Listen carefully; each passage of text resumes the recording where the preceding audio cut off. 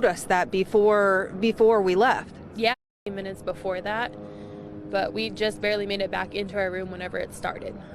And I mean, were you thinking, oh my gosh, this woman told us that before we left? Yeah, I thought it had a positive correlation to it. Like, obviously she was telling us that in either to tell us, to warn us, or to tell us that we were all going to die, and she was part of it. So okay, so they want the description of this woman. Describe to me what this woman looked like.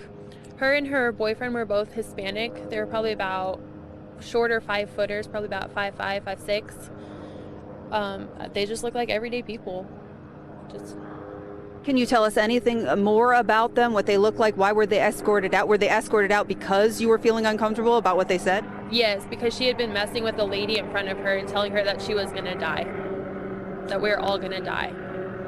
So they escorted her out to make her stop messing around with all the other people in front of them, but none of us knew that it was going to be serious. Did he express any political opinions to you in those discussions? No, sir. No, sir. Not a thing. I mean, other than I told him, because I was wearing a Trump team shirt that said Trump team on it, and he was a Trump fan. It's a setup. I know that sounds weird, but it's got to be a setup. What more? How does? Wow. Wait a minute. Hold on. I understand what you're saying. That's the body they found in the room, but he may not have been the shooter. Exactly. I mean, how many movies have you seen with that exact same plot? This caller, Rick, from KBET in Las Vegas, says he used to live next to the alleged shooter. He doesn't believe this alleged shooter did it for the reasons he described. And he's not given to conspiracy theories, but he thinks the whole thing was a setup and there are other individuals involved. Does that accurately depict what you are saying, Rick? Yes. Why would an alleged Trump supporter open fire on a country music festival that is largely made up of Trump's base? Could Stephen Paddock, the supposed lone Vegas shooter, have been a patsy to kick off the left's war with the right in the streets of America and to simultaneously roll in the Rapiscan, aka rape scan naked body scanners that profit former DHS Secretary Michael Chertoff, George Soros, and a handful of lobbyists connected to the management of Mandalay Bay Hotel and Casino? Yeah, I have exclusively obtained an internal memo that Jim Moran, the CEO of MGM Resorts, which owns Mandalay, where this attack took place. And if you read it, you can see that he's telling his employees that he will match donations if they donate to groups like CARE, which is a terrorist organization, SBLC, which the FBI cut ties with over their own, inspiration of domestic terrorism, and then the ADL, which of course is very anti-Trump. So he's funneling in millions of dollars worth of, company shareholder money to fund these, radical Islamic and anti-Trump organizations. And it's also noteworthy that Jim Moran's wife, Heather Moran, I'm reading this from my phone right now from sources, she served in Obama's administration. So she was an Obama administration employee. Newly obtained video from a taxi driver during the massacre reveals that a weapon is clearly shooting from the 4th floor of Mandalay Bay.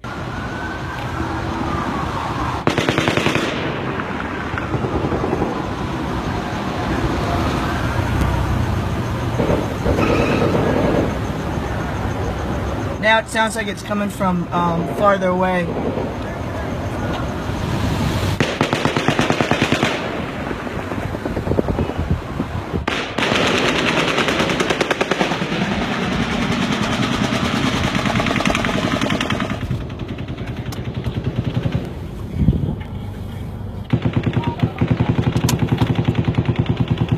Something's going on.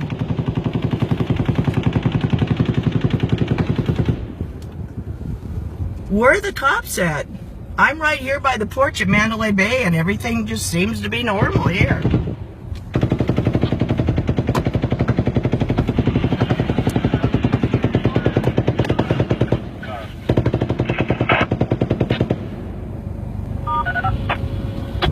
I got details on it. I'm at the airport. I just talked to the Metro Police over here at the airport. They said do not go to Mandalay Bay. There's multiple shots fired and they need lots of medical there. Do not go to Mandalay Bay. Stay away from there. All right, I'm leaving. It seems like it's coming from up there. Oh, all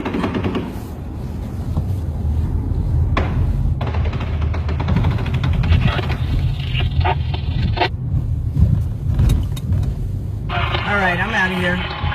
While another video shows broken windows well below the shooter's position. None of this was reported by the mainstream media who were on the ground as events unfolded. Another odd occurrence on the night of the shooting. There was an active shooter an hour after the massacre at the New York casino, but again, not reported by the mainstream media. We know there were drills, according to a craps dealer at Mandalay Bay, day of and day prior to the shooting. Therefore, SWAT and other agencies were already in place under the guise of a drill. Of course, in the coming days, we may well find out without a shadow of a doubt that Paddock was indeed radicalized by his Philippine girlfriend, who he reportedly wired $100,000 just before the shooting. Regardless, in the days ahead, watch as the anti-gun narrative grows, demanding new legislation based on murky gun facts by the left, while body scanners become the norm in Vegas and other hotspots around the United States, putting our Second and Fourth Amendment rights under increasing totalitarian pressure. John Bound reporting for Infowars.com. All right, I want to halfway retract what I said earlier, not to insinuate that people that go to rap concerts aren't patriots. I've actually been to rap concerts myself. I like some rap music. I've even been to a Chance the Rapper concert. What I was saying is that the narrative that he chose the country music concert because of the stereotypical country music fan being a white Trump supporter, perhaps that narrative dies when you consider that he was trying to book the same suite for the weekend before, perhaps to do the exact same thing or whatever the case may be. So there's just another interesting angle that you have to insert into the debate, into the discussion when trying to decide motive. Now, we are joined by Shad Coates. He was an eyewitness to this on the ground. He was at the concert, and he wants to share his experience with us. Shad, based on all the narratives you're hearing, all the angles you're hearing, and then what you experienced there on the ground, what do you think is going on here? That's a fantastic question. First of all, I just want to say how sorry I am to everybody that was there and people who did not get out. We were fortunate enough to get out through the back, I guess, where the side show stage was taking place, which is kind of farther away from the Mandalay Bay. But at the time it happened, I honestly don't know. My mind can't do anything except replay the evening over and over again and watching, all CNN and everything since pretty much I got back from Vegas yesterday. And now hearing quite a bit of, I don't know if they're rumors or not about what really has taken place. It's just, it's not going to make anything easier what my wife and I and our family and friends are going through, but just to maybe have an idea of what really the truth of what had happened there. I just, I don't understand. It's, you're in Vegas and you got so much surveillance there on 100% time there. And just how do they not have any, answers? Yeah. And we get the pictures of the deceased alleged gunman leaked, but we don't get any surveillance footage of the hotel, nothing of him checking in, nothing of him hauling luggage, nothing of him on the elevator, nothing of the gunshots on the ground, which there would be tons of them considering the angle they're saying he shot from. Absolutely nothing there. Just the photo of him dead. How convenient. Yeah, and I can tell you, the initial firing when it had first taken place, nobody knew really what was going on. They originally thought it was, pyrotechnics from the show or some fireworks. Unfortunately, the way I was able to comprehend what had happened was a young girl was fatally shot pretty much at my feet. And that's when I just pulled my wife to the floor. My best friend and his wife hit the ground too. And that was the initial first go around. Like I said, we fled out the back. Just every after the barrage of firing, I would just lay down on top of my wife and then he would have to reload or change weapons. So you had about a 20-second or so, like in between intermission, I guess. And we would just stand up and sprint. The next fire would start, we'd hit the ground again. And we made our way. I mean, we were about probably 40 yards from the main stage where Jason Aldean was playing. We made our way to the very end of the venue and exited out a side stage where they were doing some of the side shows.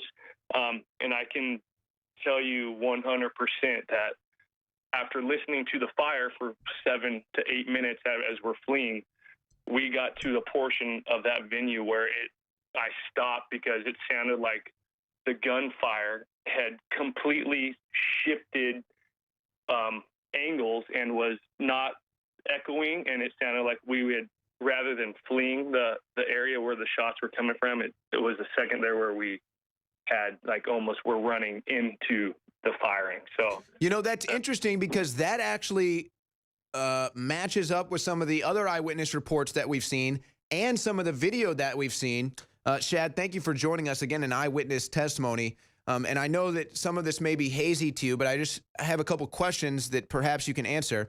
One is, would you say that the first shots were fired around 10:05 as being reported? That was about the first shot? Yeah, I would say I know Jason Aldean had started about 9:30 or scheduled to, and we were enjoying his music for probably 35 minutes or so. And I would say that is incredibly accurate. Okay, and also, and again, this might be harder for you to try to recall considering your state of being at this time, but based on my research, the first 2 volleys of shots were much longer lasting. I believe the first 2 volleys came from a drum magazine, and the reload time or the weapon switch time between the first 2 volleys was about 60 seconds each. And then every other volley after that seemed to be under 50 shots, maybe around 30, and reload time was about half the time. Can you confirm or deny that, or is it even tough for you to recall? Unfortunately, I can confirm all that. I don't know what type of state of mind I went into at that particular time, but I can remember everything from sheltering my wife on initial sounds of gunfire to, all the way exiting out the back to where people were stopping me because I had quite a bit of blood on my back, and people thought I had been hit, but it wasn't my blood. But yeah, that's very true. The very first 2 volleys of shots seemed like they never stopped. It seemed like an eternity. I would say a good 30 to 35 seconds of just straight, just shooting ducks in a pond, unfortunately. And then at that point, as we made our way back, it seemed like they maybe have gotten a little bit shorter, but I don't know how long in between reload or weapon change was. It would have to be a good 35, 40 seconds because we hit the ground a good 7 times, and each time we did that was only to just duck and cover. So and the venue's pretty large, so, and like I said, we made our way from pretty much the main stage all the way out the furthest exit point of that venue. Yeah, your testimony pretty much exactly correlates to exactly what I've discovered in my research. Now, the last point, again, you kind of already alluded to this, but I want to delve into this directly. Do you believe there were multiple shooters?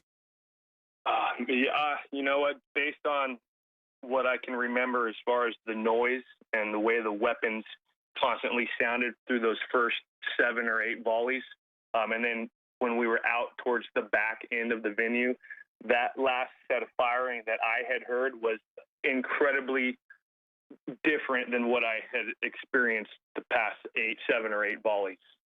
And you don't just mean the rate of fire. You're actually talking about the direction and the noise as approximation to your location. I'm talking the noise. The noise was enough to stop us in our tracks of exiting the back of the venue, to stop and reevaluate which way we're going to leave after we've been running one direction for 6.5 minutes which seemed like an eternity. So yeah, I would have to say, it was enough to where it was dramatically different to where, had to speculate on if we were still going to exit the venue in that direction. We are joined with an eyewitness testimony who was at the show that night of the Vegas Massacre. His testimony parallels exactly with what all of my research says and all of the expert analysis says based on the research I've been doing. Shad, have you reached out or have you been reached out to by the Las Vegas Police Department or the FBI to share your testimony with them? No, I have not. We had made it out so fast, and all I can think about was when it was happening, staying away from a group of people, because at that point I was able to comprehend this is just a mass. He's shooting for mass casualties, and the exit point we made was out the back end of the venue, and we just kept running, and we ended up being with a group of 15 strangers. We had no idea who they were up in a room at the Hooters Hotel, and did not leave that room up until about 5:45 a.m. Shad, any parting words here in the last 60 seconds? Thank you so much for joining us. We're so glad that you, your friends, and your wife were able to make it out there safely. Thank you for sharing your eyewitness testimony. 60 seconds left here. Any parting words? Yeah, I just unfortunately, my wife has a girlfriend that was out there with us, and her husband did not make it. And I just want to let them know, if they're listening, that our heart and prayers are with them, and it's anything that we can do to help this time, get better. I know that's far and that's the far fetch, but I just want to say our heart and prayers are with that particular family back in Southern California. Well, I'm sorry to hear about that, Shad, and our thoughts and prayers are with you, your friends, your family, and obviously all of the deceased and injured that night. Thank you for your testimony here today, Shad. Thank you, guys. All right, that was an eyewitness testimony. I'm not sure where I'm going to go when we come back. We've got video of the brother changing his stance, doing a 180. Millie's going to be joining us soon. We've got a compilation of all the police scanner audio that's odd, and we'll take more of your calls. This is the War Room. We'll be right back.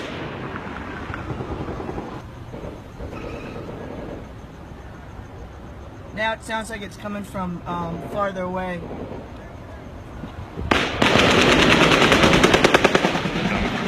Unfortunately, the way I was able to comprehend what had happened was a young girl was fatally shot pretty much at my feet. And that's when I just pulled my wife to the floor. My best friend and his wife hit the ground too. And that was the initial first go around. Like I said, we fled out the back. Just every after the barrage of firing, I would just lay down on top of my wife.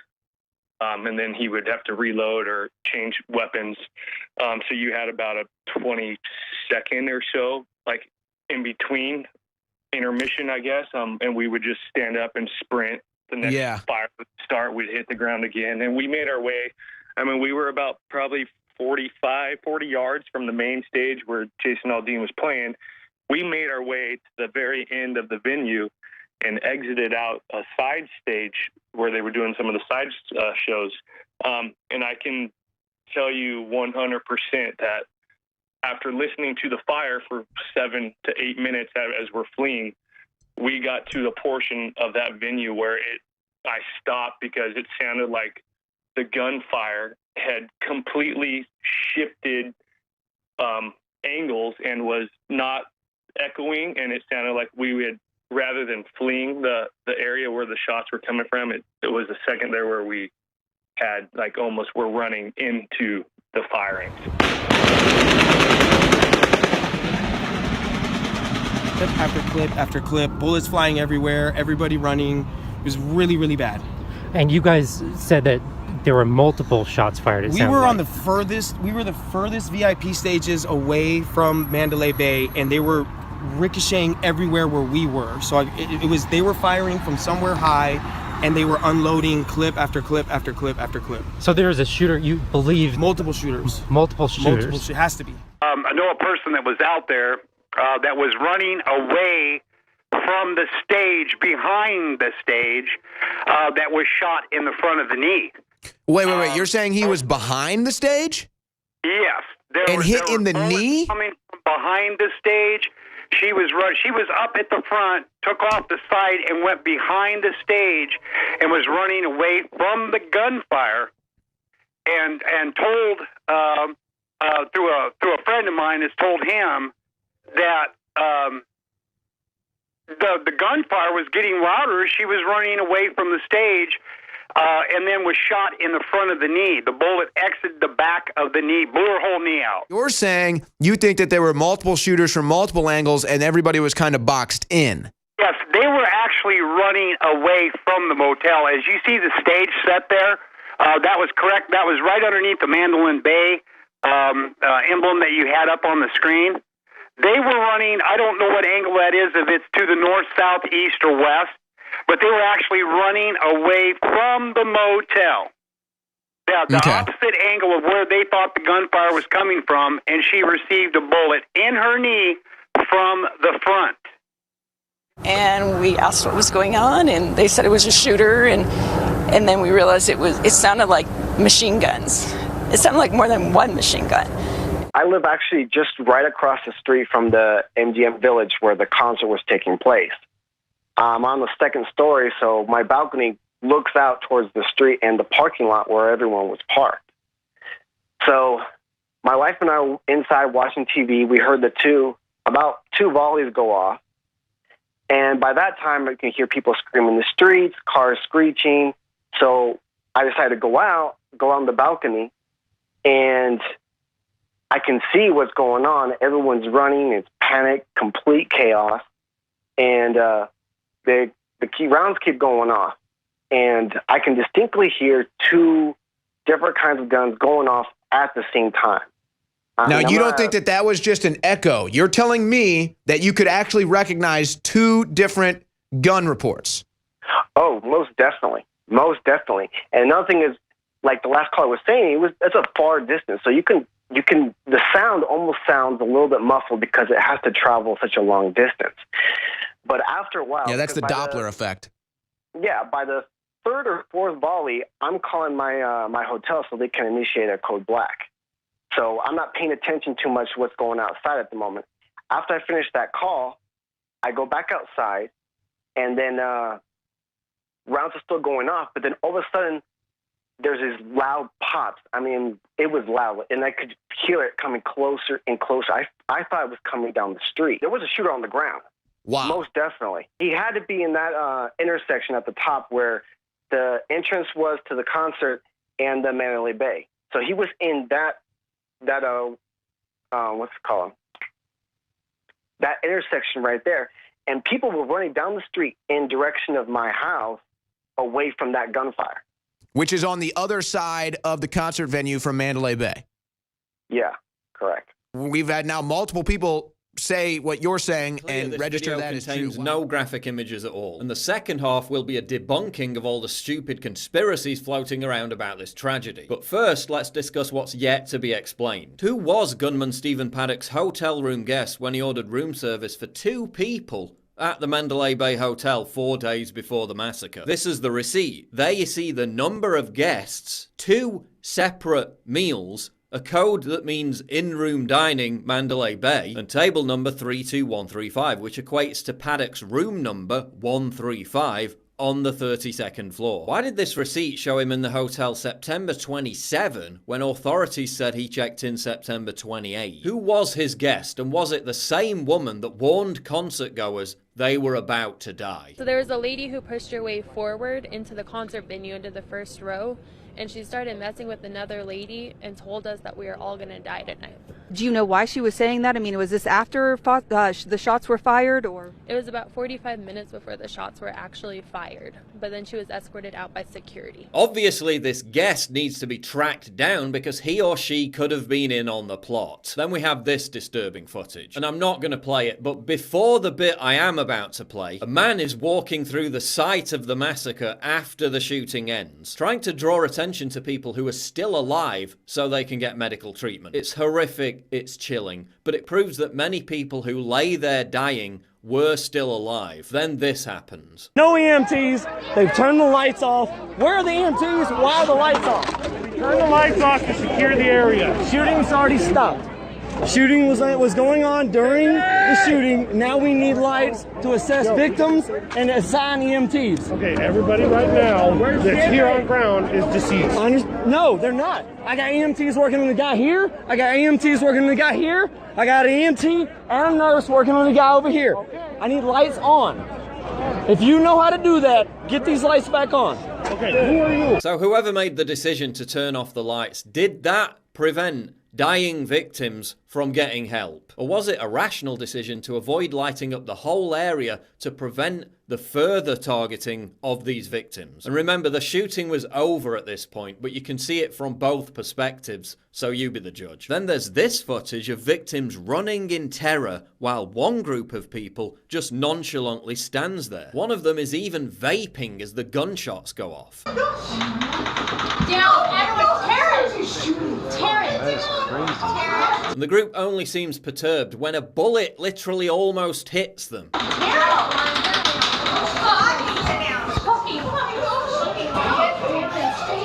And perhaps they were just completely wasted, but it's odd how some people behave differently to others in a crisis. We now know that gunman Stephen Paddock was prescribed diazepam, more commonly known as its brand name Valium, which is linked to aggression and violent outbursts. Although Paddock's massacre was obviously carefully planned in advance, did the drug contribute in any way to his egregious act of aggression? Authorities now acknowledge that the shooter could have been radicalized. I want to understand the motivation that you describe, okay, to prevent any future incidents.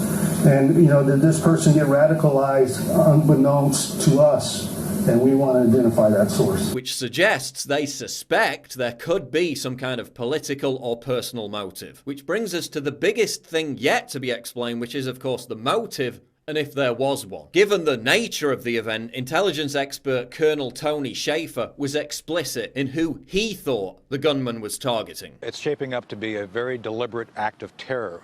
This individual parallels in many ways by age and by predisposition of being unstable the shooter who attacked Congressman Scalise back in June. It was a politically selected target. The perception was there was going to be a lot of pro-gun folks there, Trump supporters at this concert. So therefore, I believe the perception was by the shooter that this was a legitimate target of political expression. The very reason that Hodgkinson did what he did, and I believe Paddock did what he did, is because the left has now encouraged the use of violence as an extension and use of political speech. Those sentiments were echoed by forensic psychiatrist Dr. Michael Wellner, who suggested that Paddock's motive was to deliberately target conservatives and gun owners. So it's a stranger mass homicide, and a stranger mass homicide happens for one of two reasons. Either a person acting for a cause, or a person acting because he wants to transcend notoriety and kill as many people as possible, like a James Holmes. People who commit crimes for notoriety alone are young,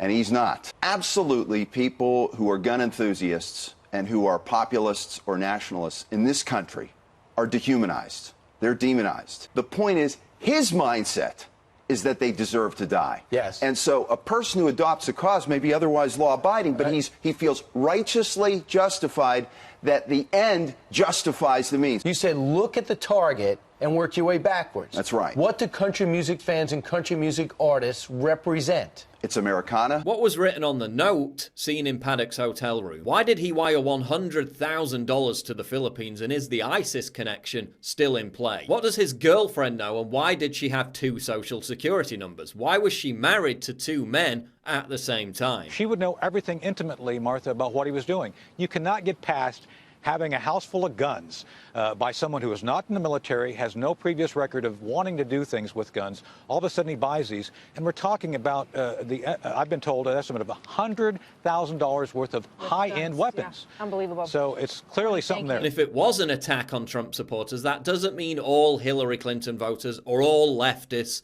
are to blame. Let's not stoop to their level by collectively demonizing everyone with whom we disagree. Like CNN did today by publishing this article entitled "How America Has Silently Accepted the Rage of White Men," when most of the massacre victims were white men. Next on CNN, how Europe has silently accepted the rage of Muslim men. Would they publish that? No. So why are they publishing this? Stop being racist, stop encouraging actual white supremacists, and stop inciting violence. As soon as I heard it was country music, I felt relief. White people shooting white people isn't terror, it's community outreach. Yeah, that kind of crap. That has to stop. But finding out the motive of the killer, if there was one, will help address the root cause and possibly begin to make it clear to people that resorting to violence just because you think you have the moral high ground is not acceptable in a civilized society. Now to debunking the conspiracy theories. People claiming that this flash is a second gunman on the 4th floor. Here you can see the same light flickering in the same manner in the same place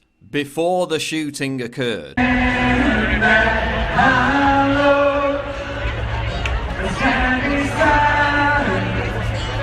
It isn't proof of anything. These windows don't open unless you break them, and there were no broken windows on anything other than the 32nd floor. People are using this video of a taxi driver to claim that there were multiple gunmen because the gunshots sound close at one point and far away the next. Well, as this firearms expert explained to me, the sound bouncing off the buildings is going to change how you hear it. This is an echo. Fact is that in virtually every lone wolf mass shooting, people report multiple gunmen, as do the police. It sounds like it's confirmed there are at least 2 shooters with fully automatic weapons. It's chaos. This guy's firing 400 rounds a minute. There's going to be bullets flying everywhere. So again, don't get distracted by the conspiracy theories. Let's focus all our energy on finding out why he did it so we can try and prevent horrors of this scale from happening again. They've now raised over $8.5 million for the victims of this tragedy, which is an incredible effort. The link is in the description. Please give generously. We see ISIS continuing to desire, it's been aspirational, but you know, as we talked about 2 years ago, that they were going to do this. They were going to, while it was aspirational then, ISIS is one of the network they could cooperate with. So, you know, we've seen. They said we want liberals, we want white people that don't look Arabic that we can use to carry out the attacks. Right. So we've seen parallels here. I mean, look, we've seen the Muslim Brotherhood penetrating serially our media. They've been working to penetrate basically criminal organizations for purposes of exploitation and access. So we've seen that over there with the Brotherhood. So, you know, ISIS is going, you know, taking a page out of their playbook, doing the same thing. So we have to be very vigilant. And I think this is what we are seeing now, is this kind of merging. You know, we've seen organizations like Hamas partner with other organizations to do terror attacks, even if they don't necessarily agree on every fact. So this is what I think we're seeing here. We have to be very clear, very steely-eyed. And again, let's just follow the facts. If you are receiving this transmission, you are the resistance. It's shaping up to be a very deliberate act of terror. This is beyond dispute. The question becomes motive. Everybody seems to be searching for a motive. Martha, I would argue most of the clues of the motive is right in front of us. First off, this individual parallels in many ways by age and by predisposition of being unstable the shooter who attacked Congressman Scalise back in June, the Hodgkinson attack. Very similar age. They are both considered unstable. And so in many ways, after talking to both a psychological professional and some other folks in law enforcement, there's a lot of parallels there. Let's look at the target as well. It was a politically selected target. I think the target being selected, and let me say this is the perception based on available information, the perception was there's going to be a lot of pro-gun folks there, Trump supporters at this concert. So therefore, I believe the perception was by the shooter, by the individual who did this, by Paddock, that this was a legitimate target of political expression. Martha, this may be something people don't like to understand, but the very reason that Hodgkinson did what he did, and I believe Paddock did what he did, is because the left has now encouraged the use of violence as an extension and use of political speech. And this is what we have to be very careful about, the slippery slope. The idea here that somehow violence can become part part of someone expressing themselves. And I think that's the real danger here. Let me set something else out there. There was no violence perpetrated against Bernie Sanders or Hillary Clinton during the run-ups to this election. So this has become a feature of desensitization by the left. The Kathy Griffith beheading, fake beheading the president, things like this, I think, are what's pushing a lot of folks to believe now that somehow violence is an acceptable piece of their politically justified. Exactly. Well, we will see. I mean, it's an. All right, joining us in this segment, the next is Lieutenant Tony Shaffer, Lieutenant Colonel Tony Shaffer, who I just can't say enough about his bio, the work he did exposing 9/11, Able Danger, exposing criminal connections to radical Islam, exposing Benghazi, just always a trailblazer, giving us the best intel, londoncentered.org. He's also a best-selling author and researcher and works in a lot of different clandestine areas today and advises Congress. I happen to know the president and a lot of other folks, but I'm not going to get into it. One of the most highly respected analysts out there, not just Army, but of course working with the CIA. Colonel Shaffer, I have Mr. Tatum here with us, Brandon Tatum, the police officer who's put out the viral video exposing the NFL and more. He's riding shotgun with us, but wow, that was 2 days ago. What do you know now? Our intel from White House sources is that they know there's an ISIS connection, and they have the video of him pledging himself, but they don't want the ISIS cells to be triggered by it or to know what intel we have. Now, this is out now. Drudge is linked to our story. This comes from high-level connections in the White House. I know you can't get into anything classified, but what is the latest with the Sheriff's Department now saying, indeed, they believe he probably was radicalized and there's no way he acted alone, close quote. What are they signaling to us, and what does the target tell us? Is that not the motive? Yeah, no, look, you're spot on, Alex. Let me walk through kind of the pieces of logic which I think have brought us to where we're at. And by the way, you and I spoke about this before, and I think you and I even predicted at some point that you would see a merge, a link between ISIS and Antifa, the violent radical left. And I think this is where it's finally coming to. Enemies of a sort will work together for purposes of common interest, and I think this is where it's all going. So I think the FBI was completely insane to dismiss out of hand within hours of the shooting, quote unquote, no terror connection. I think that was just flat out stupid.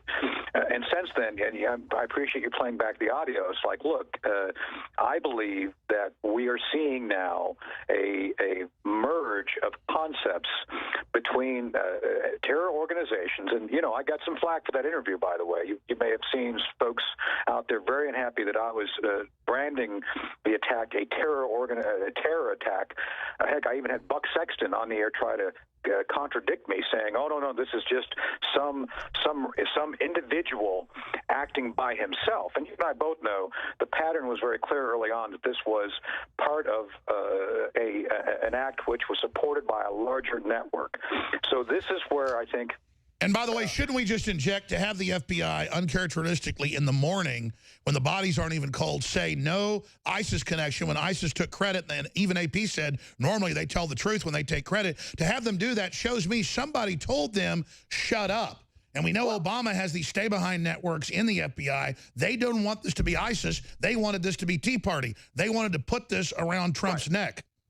Oh, absolutely. If you look at the messaging on the left, you've seen repeatedly that a white Christian man did this. It's kind of like there's no evidence that he's Christian, no evidence that he acted alone. As a matter of fact, again, we have to look at this at this point as a black hole, as a singularity. You don't know what's in the middle of that hole, but man, looking at the periphery, looking at the disclosure by the sheriff saying he was radicalized, looking at the fact the sheriff's come out and said there's now a global search, a global investigation going on, the FBI confirming that, and also then the sheriff going on to say that there's no way he could have acted alone. So, being an intelligence officer, I tend to try to follow the facts. The law enforcement call them clues. We call them indicators.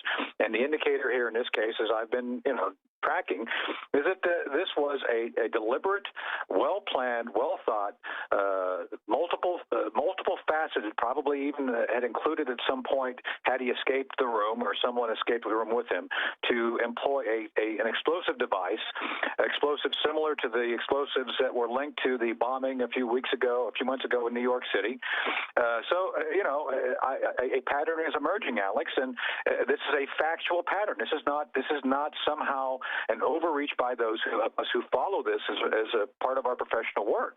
And I think the American public needs to take two things from this. First, I'd be completely alarmed by the fact that we have not seen the end of people within the administration playing games behind the scenes. To your point, I think there's a lot of Obama stay-behinds still in positions of political influence who are essentially not telling the American people the truth. Secondly, as long as those people are inside of government, you have the potential for continuation of really not only bad policies, but bad things like this being almost encouraged to happen. And I would argue that there are direct links. I was talking to a lawyer today who was involved in this sort of thing.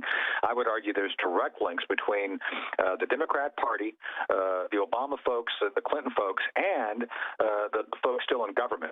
There's no reason to believe, Alex, that they're not communicating on a daily basis, trying to work to undermine the goals, objectives, and desires of this president. And so this is something we have to clearly pay attention to. And we have top psychiatrist Dr. Michael Weiner, and we've got a lot of other psychiatrists coming out, Wellner and others, saying that clearly it's just like the Scalise attack, which researchers now believe was a coordinated, probably funded attack to try to kill 15 members of Congress to force a special election. We know there's a behind-the-scenes investigation there. And I understand they come to Trump and they say, we're trying to catch the bad guys. We don't want to know what avenues we're going down. But clearly ISIS, Antifa, their merger, they said this big October 1st attack was coming that would lead into November 4th.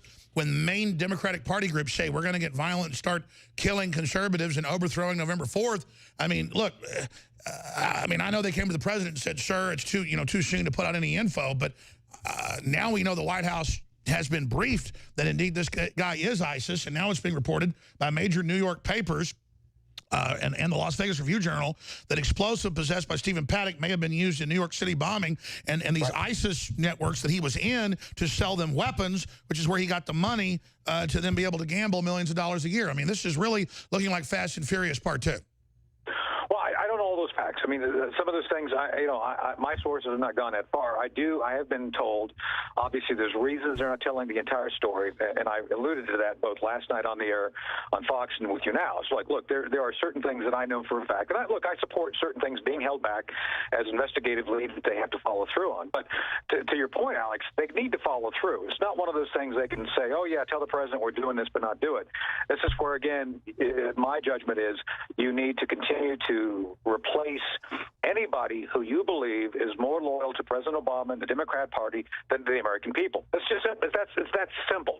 And you need to have investigators who are willing to not only follow where the facts lead, they need to actually think about what it means.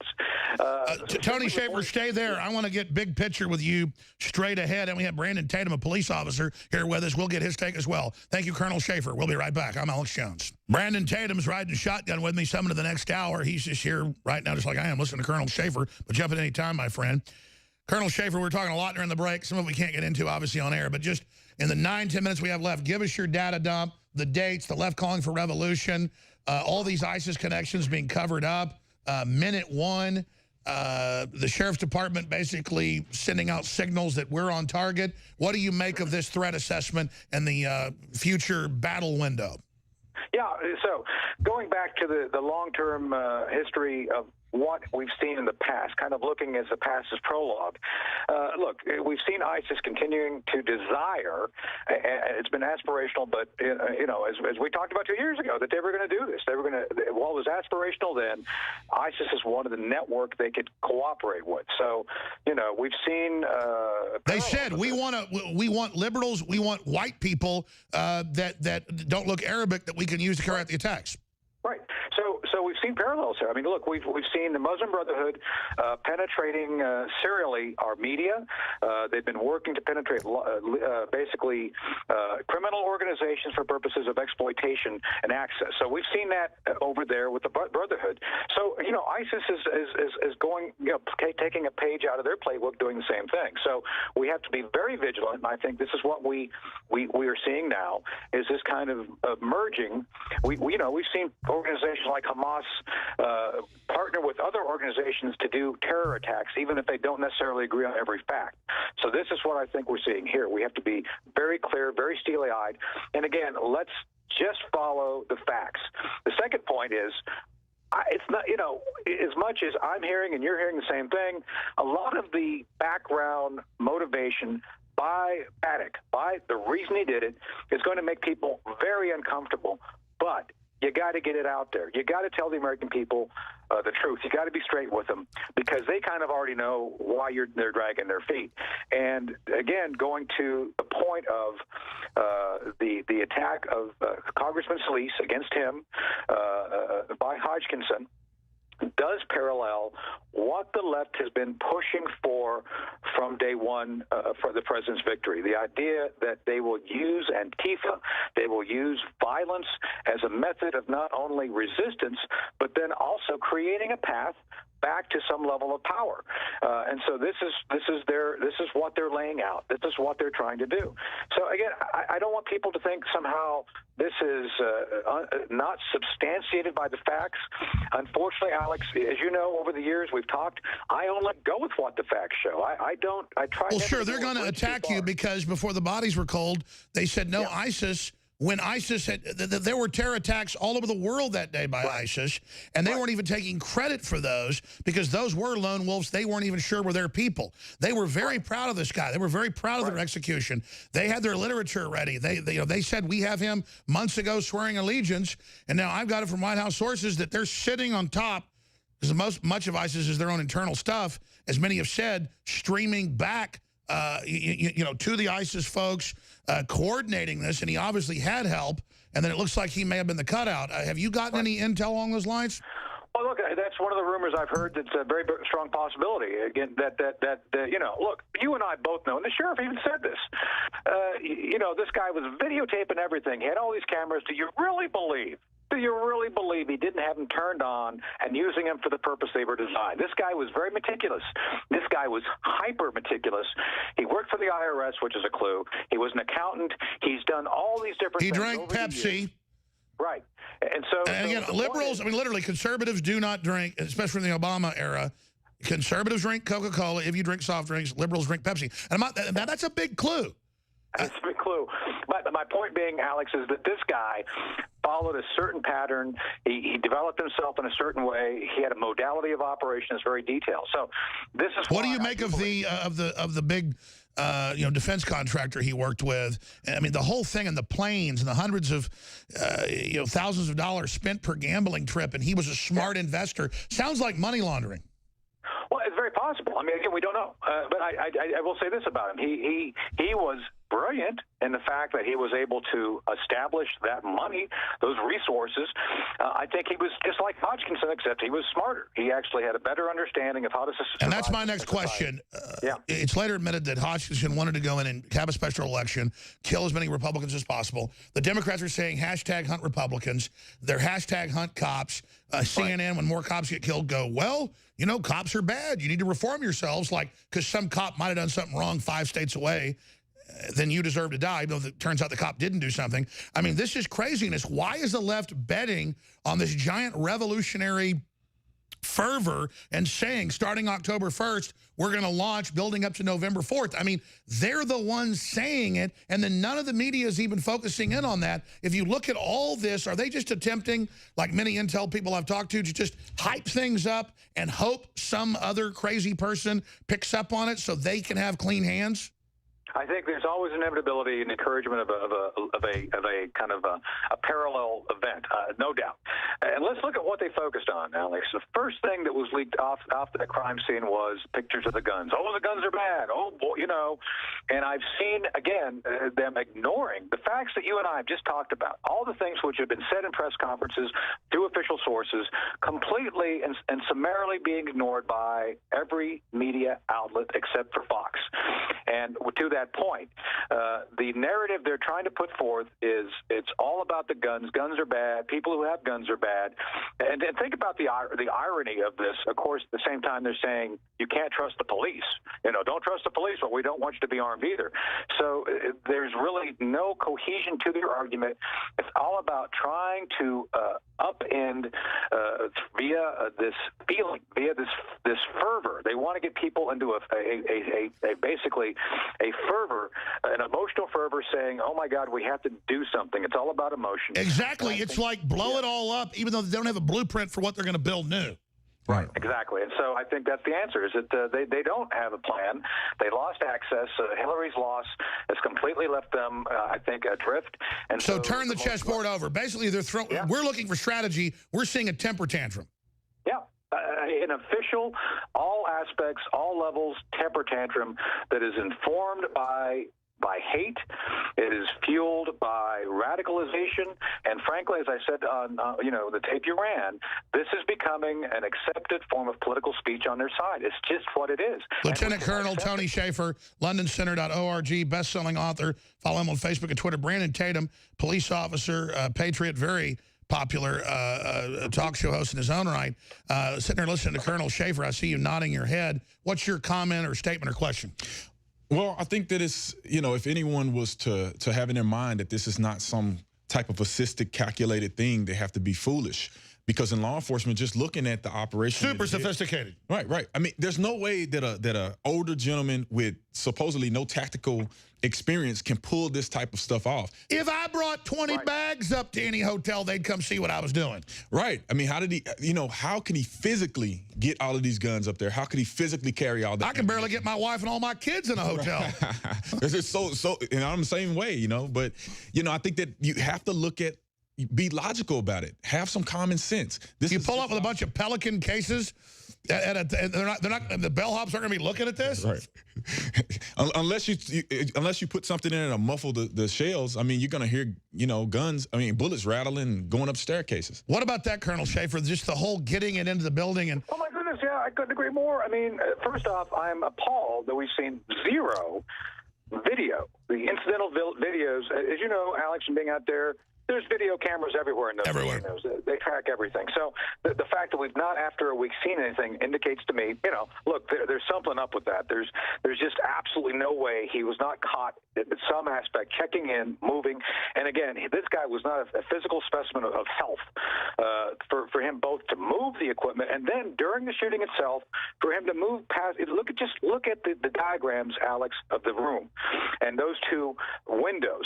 To physically move between those points at the same time, reloading, moving weapons around, for him to do that by himself is physically probably pretty darn impossible. Even some fit person would have a hard time going back and forth doing that.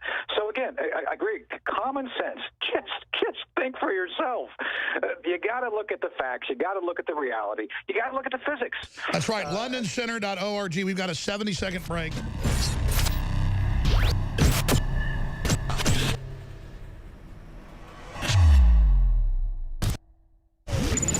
America is a dream, and we have to believe in it and execute the open free society ideas to actually live in it. George Soros calls his operation the Open Society. It's the opposite. He's trying to hijack the West, hijack the Renaissance, and kill it. We're fighting back. I'm your host, Alex Jones. This is the Infowar. I'll be hosting with Mike Cernovich coming up into the 4th hour, and we have some very important guests that are going to be joining us, including one in-studio survivor who I've known for years, who was in Vegas, but he doesn't want to be on camera. Just like when Drudge was here a few years ago, he's going to be over there in the dark with a mic. But he's going to tell you some of the things he saw coming up. Clearly, two shooters the first 2 minutes, just as videos show, off the distance, not an echo, then huge shooting coming up. But in this segment and the next, we are joined by James Broer, and he is a former state assistant director for President Trump. He has, at JBRO_1776, he has released a lot of great info in the past with his White House connections. And I got to tell you right now, I don't just have the hostage rescue team. And we had Colonel Shaffer on earlier concurring with our analysis, and he's got CIA connections and Army connections. I have other connections, and they say, yes, ISIS took responsibility. They've got him taking credit with this video. That's Paddock. And they want to suppress it. They're telling the president, well, it's for national security. We don't want to trigger ISIS with codes or something. That's Stay Behind Network's Obama people from our research saying that so they don't get the blame for what they've done, so that Trump sits there while they blame gun owners, the Second Amendment, veterans, and patriots, which they've done. But James Broer joins us to go over this. Paul's article's linked up on drudgereport.com. Former Trump campaign official reports Las Vegas shooter made ISIS tape. Now, remember, within hours of this happening, ISIS took responsibility, and the FBI said, no, they didn't do it. Well, we don't know what happened, but they didn't do it. That's the biggest tell you'll ever see right there. But again, we have these sources, but I wanted to specifically get James Broer to go into this for us, and as much as he can tell us from his White House source, because my sources are in the military, they're in the FBI, they're in the CIA, and they say absolutely. They say this guy was connected to other attacks. Now you see it in the news today, the bombings in New York. So James, tell us, you've put out some big leaks before that have been accurate. Tell us what your sources in the White House are specifically telling you. Yes, thanks for having me on again, Alex. I appreciate that. That's right. You've been on before. Good to have you back. Well, basically, the whole thing that's going on is, like, that was sort of why I think this was sort of leaked, because of how, like, the response was so quick to shoot it down. And, usually, like you said, it's you always know that usually means that it was ISIS. And the whole thing is that the tape, and I know that that's pretty much everybody wants the details on the tape. And, I'll share, everything, that I, know, obviously. And basically the tape is definitely like, like a pledge, not like a pledge directly to ISIS, but it's more about, the typical people must die for things to change. And, it's that typical ISIS mentality that they want to kill us.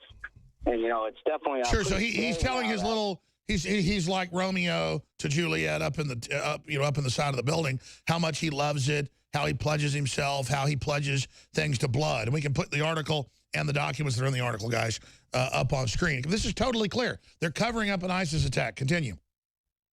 And, and that's where a lot of the, obviously leaks happen for reasons, whether it's, to get the word out there, because, like I said to Paul is, I don't think they'll ever really release the tape, mainly because they don't want to be wrong. They don't want to really been telling Americans for the last 8 years that they have control on this, and that terror cells don't exist in the country, and it's becoming clearer and clearer that these cells do exist, and that's sort of the response to why they haven't really jumped on it or really said much at all. And that's where it all sort of the leaks lead to, and there's a lot more details too. The whole second shooter thing. He had an accomplice, and there's so much to this story. And by the way, we were told that by law enforcement day one, and we just reported our source. The media flipped out and said, you're crazy. There's no such thing. Open and shut. They don't know what happened, but it wasn't Islamic. It wasn't Antifa, and there wasn't another shooter. But meanwhile, that's what I got from law enforcement. Now we have the video of people a mile away saying they saw cops shooting people in hotels, people jumping on them, piles of shell casings, and then you can hear on the videos, and then 30 seconds later, bam, bam, bam, bam, bam, at Mandalay. I mean, this is open and shut. Yeah, and that's sort of, that's why I don't really understand why they didn't cover their tracks better, with the wood. Well, usually Islamic attacks are pretty ham-fisted, even if he was able to pull this off. Specifics, though, because I have sources, and I heard about this before I even saw you this morning. That's why I thought, wow, I'm glad the word's getting out. There was this pledge. They'd said on Monday he'd pledged himself to them. But now I was getting this from good intel. That's why the police are so angry. Why cover it up? I mean, Trump's got the power to have this released, or I guess his agencies are in open rebellion against him. Why let them use this against America when it's an Islamic attack? This would absolutely validate everything we're saying. Look at the target. I mean, they attacked a country music facility. I know. It's pretty, you would think that would be enough to really be like, hey, everything, this policy, this foreign policy, this travel ban, all these things we're trying to do, this is why, and obviously he was an American, of course, but, if you start bringing over people that potentially are radical, you eventually that rubs off on other people, and then you just have that. Well, ISIS has said that was their mission. Was to get Westerners to help them in the attacks. So specifically, so you got reached out by your source. You've made a lot of other announcements that, turn out to be true from your sources, people you met during the campaign. Did they say anything else that isn't in Paul's article folks should know about? Well, the whole covering up thing, the FBI, you know, they were unaware of, say, profiles under his alias, but they were given tips that he had some, you know, like with the ISIS name. I'm not even going to try to attempt to say it. I can never pronounce it right. But sure, the police said he was known to them. And also, we now have the valet entries. We first broke, Drudge carried it.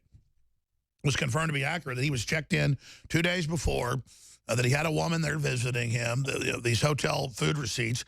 Now we have the Infowars.com story by Paul Watson. Valet entries prove Paddock checked in 3 days before date given by authorities. We even have the photo of it by the FBI who put a tag on it. So the FBI knew this and covered it up. What do you make of that? No, I definitely think that they have their way of covering up everything, especially when they're, you know, not ahead of it. You look at the Sonara brothers, you know, they knew all about that, and, you know, what did they really do? So, you know, there's that 6-month timeline with the shooter where, you know, that's sort of a similar timeline along the lines of the brothers. So it sort of all lines up. You know, it's that same radicalization period that, you know, a lot of these people go through. And then after that, they come back or they initiate their plan, and, you know, people end up dead because, you know, a lot of the times I don't really think that they want to win this war on terror because, you know.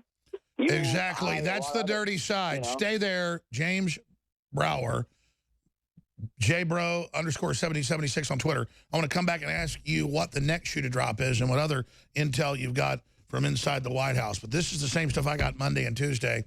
And I got more intel by a high-level intelligence source today that the crew is witnesses to as well. But I'm just going to stop right there, and I'm not going to tell you what they told me because I'm not allowed to. But believe me, we're not blowing smoke here, and everybody knows that. Because what we keep telling you keeps happening because we're crazy enough to tell you what's really going on. At least we try. We don't always get it right, but we're dead on about 95% of the time. And I wish I wouldn't. I wish I was wrong. We've got a cultural problem in this country right now, Alex.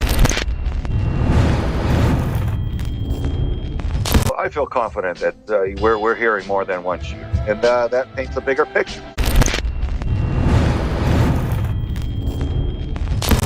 We have multiple gunmen. The acoustics are 100% clear. The witnesses a half mile away at other hotels saw people being shot, saw glass, saw shell casings, saw police taking out whoever it was shooting. And you can hear in the first few minutes that there's multiple firearms going off from different distances. There's cab driver footage that we're going to play. Now, why is this so important? Because it tells us the official story is not true. Now, mainstream media makes all these jokes, and that's why they don't have any viewers or listeners. And they say, oh, Jones claims he talks to Navy SEALs. He claims he talks to Delta Force people. He claims he talks to Green Berets. He claims he talked to the hostage rescue team. I don't claim anything. I have laid out the facts. And our history of having whistleblower, top-notch, top-shelf information is sterling. But it isn't about how we're right or how we're wrong. It's about the issue. And joining us, Craig Sawyer, doesn't like me talking about what he did in the Navy SEALs. He was a leader in SEAL Team 6, not the commander of the whole SEAL Team 6. He's got shows on History Channel, Discovery Channel. He's very, very highly respected. He's one of the top marksmen in the world. And he says clearly there's overlapping fire. It's not echoes. But we've got video where the cab driver hears off the distance, and it goes on. And then 30 seconds later, bam, bam, bam, bam, right above her because she's at Mandalay. And there's all these other countless videos. I watched just yesterday probably 30 minutes of different people's cell phone footage all over Vegas, downtown Vegas. I mean, it is, at one point you hear, I mean, it's just like 3 guns going. So I hadn't heard that yet. So it is just crazy. And the media goes, oh, Jones claims he has these people, when I've had some of them on the broadcast. So Craig's joining us in 30 minutes because this is so central and so important, because some can say, well, it's a diversion from the overall story of his Middle Eastern connections. I understand that it's not the central issue, but if you can prove this wrong, you can prove it all wrong. And I understand they're not trying to create a panic here, so that's why they're telling people this. Back in the 70s and stuff, when you had a lot of terror attacks, They wouldn't even hardly report them on the news. That's a tactic if you're not trying to use terror to freak people out and take their rights. Since the 90s and through that, they started using terror to take our rights. Some of it synthetic, some of it manufactured, some of it false flags, a lot of it real. They started hyping it up. But when the old policy was you don't talk about it, you don't make a big deal about it, and you don't give who did it credit, because that's what they want is credit. And ISIS, a bunch of them, hundreds of them just gave up today. Thousands in the last week. They're only in a few cities left in the Middle East. I mean, they have been crushed by our military and Trump cleaning up Obama's mess. So I get you don't want to give them this big victory and just say, well, it's, we don't know who did it. But that's not the truth. And we're not running wartime propaganda here in America. And the reason I wanted to get him back on today is they've had the Washington Post, the New York Times, and literally hundreds of other publications come out and say, Jones says he has all these military sources that say they clearly hear multiple shots. He's making it up. Even though I've had Craig on as an expert, and I've had other military people on, and I've also talked to people that are in Delta Force, Green Beret, Army, other Navy SEALs, you name it. Some of them have been on the show before, but some of them are involved in this investigation, so they can't come on now. Craig isn't. He's also a federal officer, air marshal. And I'm not going to go over his whole bio, and I don't normally go over the whole bio, but the media plays these games. They go, Jones claims he has sources inside the hostage rescue team that say they found Islamic and Antifa paraphernalia. No, they called me and texted me Monday. The same folks told our reporters, you better get out of Oregon. The shooting's about to start, and 2 days later it happened. Our people got out. I mean, these are really good people who were on the ground and sources. But Craig's willing to come on and talk about it. Former team leader in SEAL Team 6, wants to be clear, didn't command SEAL Team 6, and he doesn't even want me to say that. But the point is we have to say some of the bona fides, some of the curriculum vitae, so people know who we're talking to. This is the guy with the big Discovery Channel show and the History Channel shows, you know, Top Shots. You know, he's a top ballistics expert. He's saying he hears 2 different groups shooting. But after he said that on Tuesday, we have footage of cab drivers where you're cleared on echo, 45 seconds later, bam, bam, bam, bam, bam, at Mandalay above them. That's what people report down the road as shell casings and guys shot by the police. So the police are being told not to say what happened, I guess not to create panic, and they don't want to give ISIS a victory, and I get that's the old policy until the 90s is don't talk about terrorism. But you can't let them do this then and use it against the Second Amendment. Plus, I'm not under martial law, so I want the truth to come out. Now, Craig's got sources. He won't even get into them with me, but he said, yeah, you're in the right direction. But I have my other sources, and they're like dead on this guy was ISIS. He was getting money for his gambling, millions a year. They were trying to recruit Westerners, they said 2 years ago. He pledged allegiance 6 months ago. The White House has the video. We have that from White House sources, and I got to say, I love the president. I like the president, and he's. But I think this is wrong. But regardless, there are multiple shooters. Why is that important? We're going to go over some of the acoustics evidence in a minute because it shows the whole story is not true. Solomon, what do you think about the situation now in hindsight as we get more distance on this and as more comes out? Well, Alex, I always look at the big picture when everyone gets confused and starts agonizing over the small details. I take a couple steps back and scan the horizon, if you will, and consider what the big picture may be. Who benefits from these mass shootings? Why do they keep happening? Why are they always liberal Democrats that do the shooting? Why are they always on psychotropic drugs? And why are those facts always ignored by the radicals on the left and the mainstream news media? Why is it always just about the gun control narrative immediately and ferociously? So I scratch my head. I'm like, okay, somebody benefits from this, and it certainly wasn't the shooter in this case. We can see if he was even, in fact, the shooter at all. Either they smoked him, after he shot everybody up, or he didn't even get to do that before they smoked him. So this case stinks to high heavens. There's a lot of things that don't match up with what the public's being told. I think one of the main things is those security the footage from the security cameras around Mandalay Bay. They're everywhere. You're not going to go anywhere in that hotel without being captured. So I understand as a federal criminal investigator protecting the case and safeguarding that forensic evidence for the prosecutions that may and hopefully are coming. But at some point, those pieces of footage will be released to the public unless there's a big government cover-up. If there's a big government cover-up, those pieces of footage will go away. Nobody will ever see or hear from them. Bye-bye. And that's one of the things that's going to take time for me, is just sit and watch and go, okay, are we ever going to get footage of that guy and anyone else going in and out of that hotel room, or is it going to be buried forever, or is it already even destroyed? Well, sure. I mean, I got the call from the HRT and then the text saying, go ahead and talk about it now. That's real. And we've proven all our sources. But I know you've got a lot of sources, and you're very frustrated. You're actually sitting here. You've talked to some of the investigators. We can't get into that. And you know a lot more than you can say. And is it frustrating to just have to sit here and watch the mainstream narrative? Well, it is. Again, we want to safeguard the investigation, but we don't want the American people disarmed to the delight of our enemies, to the glee of our globalist enemies who are after that as one of their main objectives. They need primarily two things. They need us divided, and they need us disarmed for them to have the level of tyrannical control that they're after. Shame on any American citizen by now that's not educated on Cloward Piven and how that strategy is utilized to break our economy. We were suffering under it in the last 8 years. It's one of the things that's got them so upset about Trump. Our economy's recovering, and he's going to ensure that we stop squandering. And it is, and now they're going to raise interest rates, admittedly trying to kill it. They said we can never get to 3%. It's 3.1. We're going to go to break and come back and play some of these acoustics and play some of the video from cab drivers and others. It's totally clear, and I'm not a former Navy SEAL Team 6 leader and Marine previously, and History Channel shooting expert like you are, but I can hear pop, pop, pop, pop, pop, pop, pop, pop. Well, and then 45 seconds later, it's not an echo. Bam, bam, bam, bam, bam, right on top of it. I mean, we're going to play that coming up. This is ridiculously obvious, is it not? It is. Now, I will get this caveat out there. It's very important to be accurate.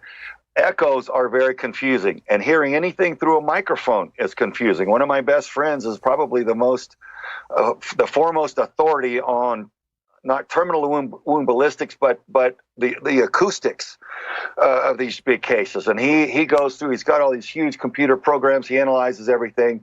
But having said all that, and acknowledging that it is confusing after the fact to listen to a series of gunshots with the echoes, I will say this, some things are beyond, I mean, it's apparent anyway, even though you're listening to the echoes, and even though you're listening it after the fact through a microphone that just does change that acoustic signature, it is still apparent that there's more than one shooter. So one of the key points you brought up, I think very accurately, is you hear something very muffled, very far away, and then all of a sudden, shortly thereafter, it's very loud, very distinct. That's a far engagement and then a close engagement. So unless somebody's got a time machine, there's no other way to well, sure, and even at miles away, an echo would be a second apart. This is 30, 40 seconds before, pop, pop, pop, pop, pop, pop, pop, pop, pop, and then she's at Mandalay Bay, the taxi driver, and it's right above her. I mean, he's right there shooting out of the window. Yeah. And even let's just speculate. Let's say if the first string of fire were fired through a suppressor, it would not sound that way. It sounds distinctly different. You're right. Even though it would sound muffled, the sound is not the same type. Have they said there were suppressors, though? But I would agree. The only way it's not is this is a suppressor. Yeah. Nobody said that I've heard, Alex, and it does not sound that way to me. I was just playing devil's advocate. Even if it were, it would not sound the way that it does. Well, by the way, I mean, I've talked to a lot of guys that have been, a few of them at your level of expertise, there's not many. They say it's absolutely clear. I feel confident that we're hearing more than one shooter.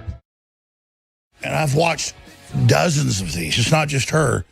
It's people a mile away at other hotels saying, yeah, there's glass everywhere, shell casings. They shot these men. And then the police jumped on top of us and told us to get out of there. And everybody's like huddling. And they're shooting footage inside the hotel saying the police just made us shelter in place in here. I mean, there's just hours of this. And these are real people. This isn't made up. And I've talked to the police here in Austin sometimes, they'll have a shooting on 2nd Street that's the elite area, and they'll later say it happened out on 11th Street.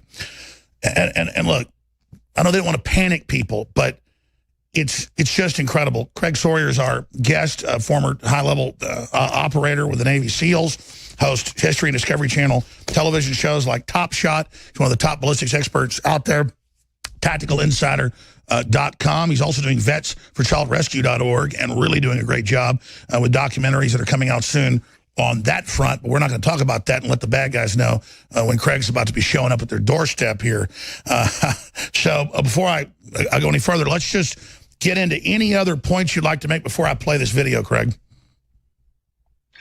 Well, as far as the bona fides go, moving forward on the ballistics, Alex, I'm a ballistics expert for capital murder cases, so I testify on hardcore, big-time cases with that. So that's even more than the television credentials. I'd lean on that a little bit to paint the picture, and that's why I'm hesitant to say absolutely this or that until I've gone through personally the forensic evidence. I just during the break I talked to a friend of mine that does the audio. And he's the same way, you know. He said, Craig, until I have the chance and pull off of some of these other cases and go through and analyze it, I don't want to say absolutely this or that. So that's a little bit of why I hesitate on things, Alex. It's not that I don't feel confident, but it's. No, I understand. You are a professional guy that does this in federal court cases. You're a federal officer, former Navy SEAL. I totally respect that. Look, I'm no acoustics guy. I know, pop, pop, pop, pop, pop, pop, pop, pop, pop, pop, and 45 seconds later, boom, boom, boom, 50 times louder, something's going on. It's what other people reported. It's what you hear. And then, of course, we have the police. What do you make of the police first saying, no, we think there could be multiple people. In fact, we know there must be, and we're looking at radicalization. They don't say radicalization unless they're looking at radicalization. Isn't that generally code word for Islamic? Well, not necessarily just Islamic anymore. I mean, there are so many people being spun up by George Soros and others. But it tends to have a leftist leanings. They call right-wingers extremists. Right-wingers are called extremists. Islamicists or radical leftists are called radicalized. Right. Absolutely. You're 100% correct on that, Alex. Look, you don't see people radicalized from the conservative right going off on mass murder binges. That's just not part of their core values and what they're up to. Even if they're some sort of weird Nazi, KKK guys or something like that, there's such a small number of those people anymore because we've all disavowed that as a nation and all find it repugnant. So, but we got the left massively hyping Civil War October 1st to peak November 4th. I mean, how obvious is this? Look at the target. All of the rhetoric and the encouragement for violence is coming from the left. So we've got a cultural problem in this country right now, Alex, and we've got big-time political figures that somebody refuses to prosecute, that are inciting violence and encouraging them to start a civil war, and yet they are not arrested and put away. I ask myself, had George Soros, Hillary Clinton, Obama, and others been prosecuted when they could have and should have, would we even be here right now? Would we even be getting spinning up for a civil war, or would it have been put to bed like it should have and could have? So I'm frustrated. I still encourage Jeff Sessions to step up and drop the hammer on these crooks, because they are inciting it right before our eyes, and yet nothing happens. So it's maddening for a peaceful citizen to watch this just play out before us like a slow motion punch. For a drunk guy, you're like, hey, dude, here it comes. I mean, you're quit mouthing off. This guy's going to clock you. You're sitting back and watching it. It'll go, here it comes, here it comes. And then finally, boom, I feel like that guy. I'm watching my country. I'm like, here this comes. This is so stupid. We could totally avoid this. Prosecute George Soros, prosecute Hillary Clinton, prosecute those that are calling for this violence and put an end to it. Send a message, get some control, and return to a peace and order. Yet nobody will do it, and here we go.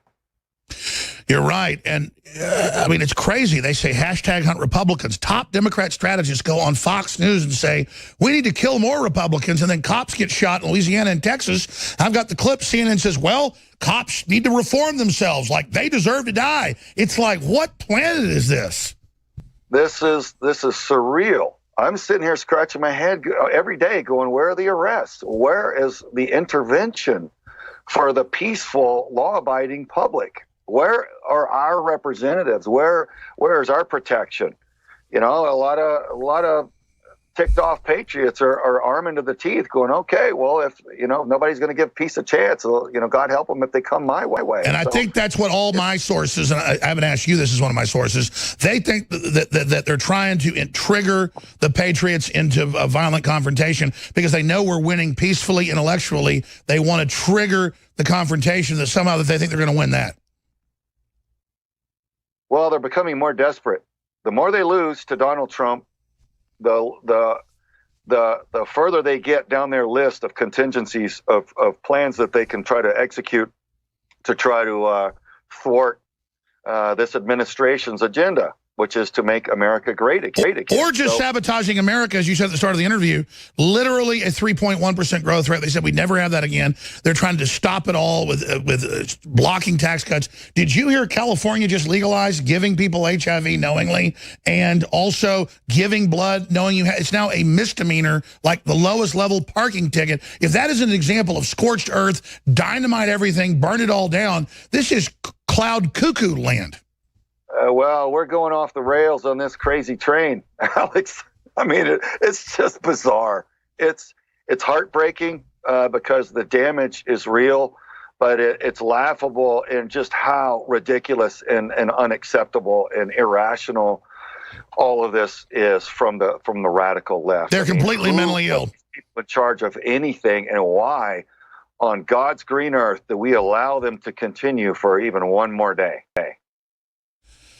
Craig, I want to play this clip. Again, this is a local taxi driver. I already mentioned her name earlier. When it all starts, the first few minutes, that's what all my experts, you included, say. First 2 minutes or so, you hear multiple firing.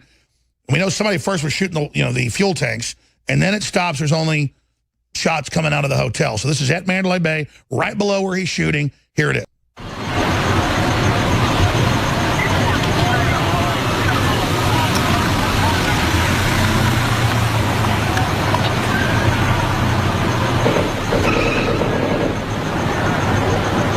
Sounds like it's coming from farther away.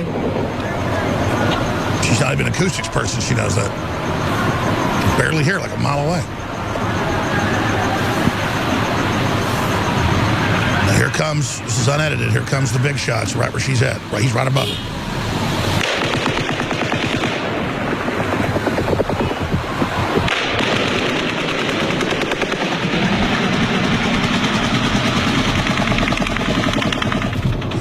So loud it's drowning out the microphone. That's the sound of a mic maxed out. And it just goes on and on a few more times. And it's not like a second later it's an echo. No, it is. I mean, Craig, what do you make of that? Well, it's a lot more radical increase in volume than you would experience just going around a corner. Let's say the first string of fire, the cab driver was behind a wall, and then she drove around the wall, and the sound then became louder. This sounds to me like a much greater increase in volume than just that would present. And it looks like the new shots begin, though, before she's even gotten behind the new wall, because I thought that, too. Oh, maybe she moved, but you watch it, it starts, and then she's moving. And then it gets even louder as she goes around under, because he's right up above her. Well, she was the first-hand witness on the ground, and like you said earlier, common sense prevails. I mean, we understand whether a sound is coming from close or far away, and she even said it. Oh, it sounds like it's really far away. Craig, we know the police have said it's impossible he acted alone. The sheriff's department, we're looking at radicalization. They're giving us clues, but then they're being pressured to say, oh, but there was ballistics written on this note. He's got 22 guns. It's different ballistics. He just do I'm not a sniper like you, top sniper, but do the rangefinder, have it set to your firearm 400, 500 yards away. I mean, that seems like zero in at 400 yards, and then just raise up higher if you're going to go higher than that. He was mainly shooting at the one corner of the stage. What do you make of that? Because it appears, I mean, we've got multiple shooters. The evidence is showing we're not 100%, but like 95%. Then why the cover-up? That's what leads me back to the bigger picture. Why there would need to be no manipulation and pressure put on local law enforcement and the sheriff's department by the feds if there were not a narrative that they were desperate to hide. If it were just the truth, they would encourage the locals just to stay quiet about the case, and so that they could make their prosecutions on a federal level. but to ask them to change the facts and not to tell certain things and to mislead people, then that leads me to believe, that there's something crooked going on. And look, I mean, I served under David Knowlton there in Las Vegas as a federal agent, and I don't trust that man as far as I can throw him. He's one of the top dogs at the FBI before they got rid of him and he came to the Air Marshal Service, and then eventually Air Marshal Service got rid of him. And that guy, if he's any indication of what the FBI is about these days, then that agency's hurting in a shattered shell of what they once were. Well, we know they chopped it full of all these Obama and Soros operatives. That's on record. And since you mentioned things like anomalies, they told us over and over again. I mean, there's so many points to this. And in fact, he was just popping in my ear a minute ago. What was the point you were making? There it is, valet. Yeah, I mean, there's so many anomalies here. Valet entries prove Paddock checked in 3 days before date given. We got the receipt showing he had a woman in there. Days before, later, the next day, the sheriff's department admitted that. I mean, there's so many anomalies. I try to think of them all, Craig. It gives me a headache. We're being lied to. Well, I've been busy with Vets for Child Rescue and the work that we're doing, Alex, so I haven't heard everything that's out there on this Vegas case. But one of the things that I think I should have heard but have not through a lot of these studies is the valet. You said the word valet. Well, whenever I go to check into a Vegas hotel, there's always, valet there. They've got the big cart, and if you've got, 2 or 3 people checking in, there's 2 carts, and they'll stack all your luggage and take them up a back elevator that nobody sees and bring them right to your room and put them down. And I would look for that. I'm not necessarily convinced that Paddock would have shuttled his own baggage. I mean, he could have broken these weapons down and had them in regular suitcases, and the valet would have taken them straight to his room for him. So that's something I'm surprised I haven't heard somebody else mention, because that's generally how it works. Well, they've not denied this, and Homeland Security raided the hotel again Friday. People aren't even knowing that I have that from sources. I mean, they raided it. We're getting in their computers and things. So who knows what's going on? Then you've got the whole hotel being huge Soros donors and giving to the Arab Spring and giving to the Muslim Brotherhood. That's all confirmed. They told employees. That's a big factor, Alex, and that's, man, shame on us if we're not digging into that one big time. If the owner of that hotel is given to the radicals and giving to the anti-Americans, and there's a lot of money flow behind this arms deal and the arrangements, man, that's huge. That's huge. It's a big indicating factor and must be followed up on big time. No, there were several suitcases. I can't give you the exact number, but it was in excess of 10. So. From the 28th. So he methodically. I'm Laura Loomer. I'm an independent investigative journalist, and today I came to the Las Vegas Metropolitan Police Department headquarters, and I attended their press conference, which they held in joint with the FBI. And during this press conference, there were a lot of reporters there from mainstream media outlets and other media organizations here locally in Las Vegas, but none of them were asking the question, what about all of these receipts that are coming from inside the Mandalay Bay Hotel that I exclusively obtained that show that the shooter, Stephen Paddock, had been inside the Mandalay Bay Hotel as early as September 25th. There's a valet security system log that shows that his car had been logged, and it was traced all the way back to his room on the 32nd floor, and it shows that he had been valeting his car since September 25th. Okay? Originally, Stephen Paddock, what my sources at Mandalay Bay Hotel are telling me is that he originally booked this reservation September 9th, and then that's when the reservation for the 25th was booked, of course, and then he stayed from the 25th with a checkout date of October 2nd. Now, of course, he didn't check out on the 2nd because the attack took place on the 1st, and that's when we were told he died. However, this is the first time publicly that the Las Vegas Police Department or the FBI has even addressed those documents or the date change in their official timeline of the shooter and his activities at the hotel. You can see see in the press conference footage, I asked the sheriff, I said, Sheriff, has the official timeline changed with the FBI since receipts and records from inside the Mandalay Bay Hotel show that Stephen Paddock was checked into that room since the 25th? And he cut me off, and then I continued to go on, and I said, there's room service receipts that show he placed an order for 2 guests, right? And he said, stop asking your question now. Just about 10 o'clock. The shots into the crowd begin at 10:05 and go on for, we said at one point 11 minutes, but 10 minutes. 10 minutes. So, can you give us what you think? Okay, I don't want to get in. I appreciate what you're saying, There have been Ken. receipts that have been obtained from the valet security system that show that Ma'am, that's not how we conduct this service, okay? It says that he checked If in on I'm the presented 25th. with a Has your question, timeline changed? Because the FBI has reported that he that's checked in not on how I the 28th. conduct press conferences, Well, ma'am. has the official timeline changed? Because Stephen Please stop Paddock... asking your question.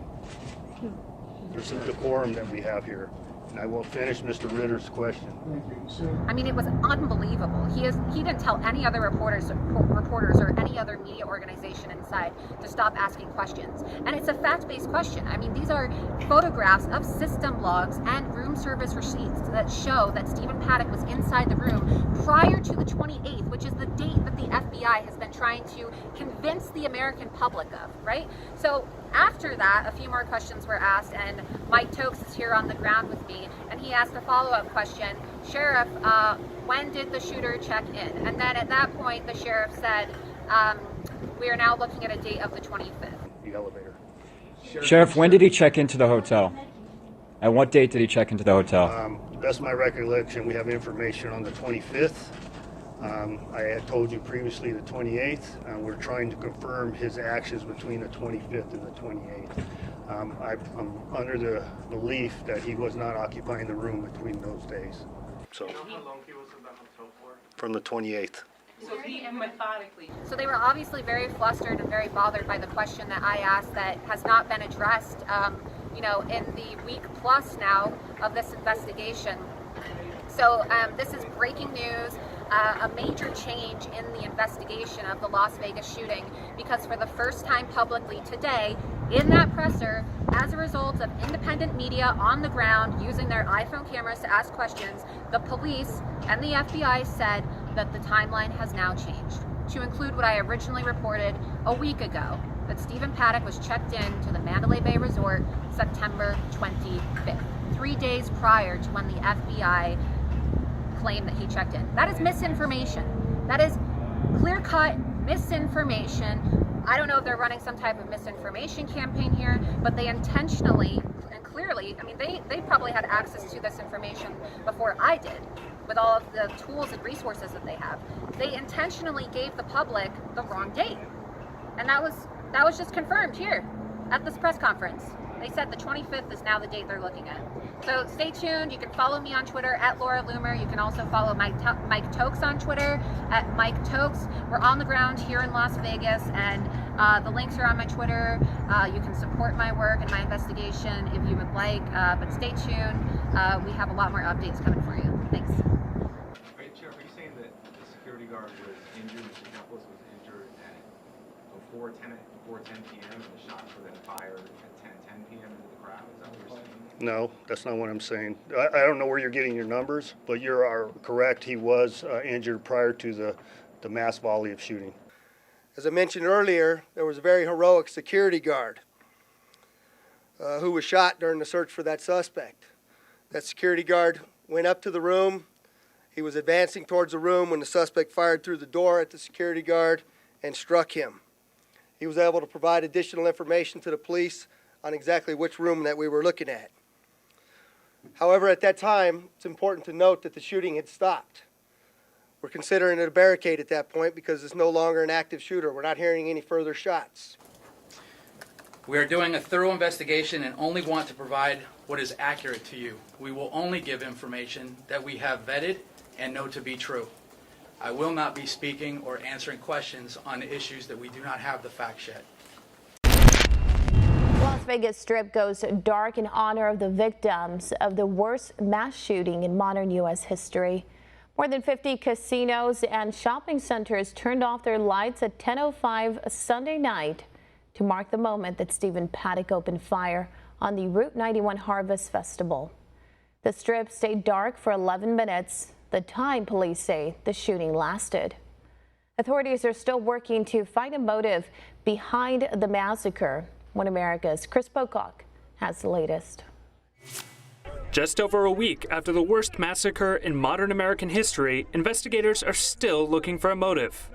Authorities are looking into Stephen Paddock's finances, trips and cruises abroad, and mental and medical histories. They're also investigating possible interactions with local call girls. Despite the search, there's been little success thus far. To date, we have run down well more than 1,000 leads in this investigation. While some of it has helped create a better profile into the madness of this suspect, we do not still have a clear motive or reason why. What is known is Paddock was meticulous in his planning, using a piece of paper to write down information related to the shooting. I did notice a note on the nightstand near his shooting platform. I could see on it he had written the distance, the elevation he was on, the drop of what his bullet was going to be for the crowd. So he had that written down and figured out, so he would know where to shoot to hit his targets from there. Elsewhere, authorities have put up billboards asking anyone with information to contact the FBI. On Sunday, police conducted a second raid on the suspected shooter's home, following a conversation with his girlfriend. Chris Pocock, One America News. Yeah, no, you can go on my Twitter, and I did outline the cameras in red, and I circled the windows in red and the cameras in yellow, so people can see that there are at least 4 or 5 visible cameras, right? Not even talking about the cameras that are disclosed, because you know Vegas has a lot of secret cameras that they don't want people seeing. And you can see that they're positioned at an angle, 360-degree lenses above and on the side of the windows where the shooting took place. All right, well, I'm fully expecting an FBI raid on Facebook and Mark Zuckerberg. I'm fully expecting a Mueller probe to immediately go into Facebook and Zuckerberg. I mean, you've seen the stories, folks. Russia bought ads on Facebook for the 2016 presidential election. So, I mean, we've seen what they've done to Trump. We've seen what they've done to Manafort. We've seen what they've done to Roger Stone. One can only assume, since they have found zero evidence on any of the Trumps, on Manafort, on Roger Stone, but yet we have this evidence admitted with Russia and Facebook, we can only assume. I mean, based on common sense and logic and reasoning, that the FBI is going to no-knock raid Zuckerberg's house and Facebook employees' house and Facebook headquarters, and that they're going to now be subject to a Russian collusion probe, because we're all freaking out about how Russia rigged the 2016 election. I mean, clearly all of America is just waited on bated breath to figure out the truth of this. No, the truth is that nobody cares about it. It's fake news. It was made up from the beginning to delegitimize the Trump campaign, and it shows you the double standard of the very nature of the probe being foisted upon us by Robert Mueller and a bunch of Democrat attorneys, that they don't raid Facebook, they don't question Zuckerberg, and they don't bring Facebook down for colluding with Russia, but are still blaming Trump. So, wow, I mean, it's really shocking. I'm so shocked. I'm shocked that the FBI isn't going to raid Facebook. It's shocking to me. Well, we've got all kinds of shocking news coming out of Las Vegas with the Vegas Massacre. Most of it just lends more questions than answers. I'm now joined by Laura Loomer. She's on the ground in Vegas right now trying to get down to the bottom of some of this. Laura, I know you're doing some investigative reporting down there, and you tried to speak with the FBI today, and you were met with essentially a no comment.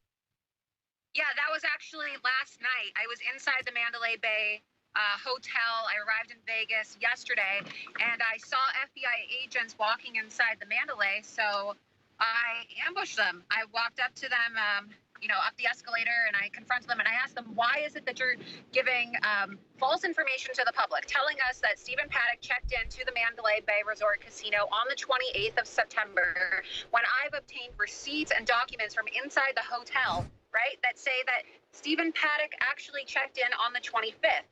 And they said no comment. They were silent. They turned their backs to me and they walked away. And they saw me take pictures of them because I saw them in the parking lot in valet when I was walking around, and they put their jackets on to cover their FBI shirts. So you can see on my Twitter, I snapped a picture. I'm with Mike Tokes, actually, who was able to snap a picture as well of the guy putting his jacket on, and you can see the FBI letters. So they're not giving the full story. I'm on my way to the press conference right now. That's why I'm in a car. Mike is actually driving. But we're going to go confront them. We're going to ask them, because the American people deserve to know, especially if they're going to be holding these press conferences, why they're essentially conducting a misinformation campaign. We're not getting the full story. I mean, even a CNN reporter confirmed my reporting and reported that Stephen Paddock checked in on the 25th, right? So the mainstream media, one outlet at least, CNN, is reporting this. But CNN didn't even, have the journalistic integrity or the mindset to question, okay, well, if he's checking in on the 25th, doesn't that mean that the FBI and law enforcement are lying to us if they're still pushing this narrative that he checked in on the 28th? So they're not asking the tough questions, right? You can very, casually slip in a date change, but you have to. I mean, for the sake of journalistic integrity, you have to question the timeline. They didn't even mention the fact that they changed the date, right? It's very concerning. I mean, the mainstream media is totally complicit in what is starting to really look like an FBI cover-up of this attack. And that's just one basic factoid that you can look at and say, okay, we were blatantly lied to. There's a lot of other ambiguities about this case, a lot of other strange things that maybe were a lie, maybe was misinformation, maybe was confused, maybe perhaps still just a clouded piece of information we don't know about, like details with the car, details with how many shooters there were, different stuff like that we're still trying to get to the bottom of. Another thing that I noticed that you took a picture of was the fact that on top of the Mandalay Bay, there are 360 security cameras looking down pretty much directly above the windows that the shooting was alleged being fired out of. Did you get any answers upon that? Or what were you thinking when you saw the security cameras? Because to me, that's clear evidence that they have.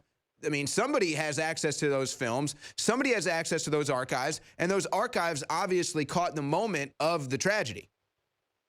Yeah, no, you can go on my Twitter, and I did outline the cameras in red, and I circled the windows in red and the cameras in yellow, so people can see that there are at least 4 or 5 visible cameras, right? Not even talking about the cameras that are disclosed, because Vegas has a lot of secret cameras that they don't want people seeing, and you can see that they're positioned at an angle, 360-degree lenses above and on the side of the windows where the shooting took place.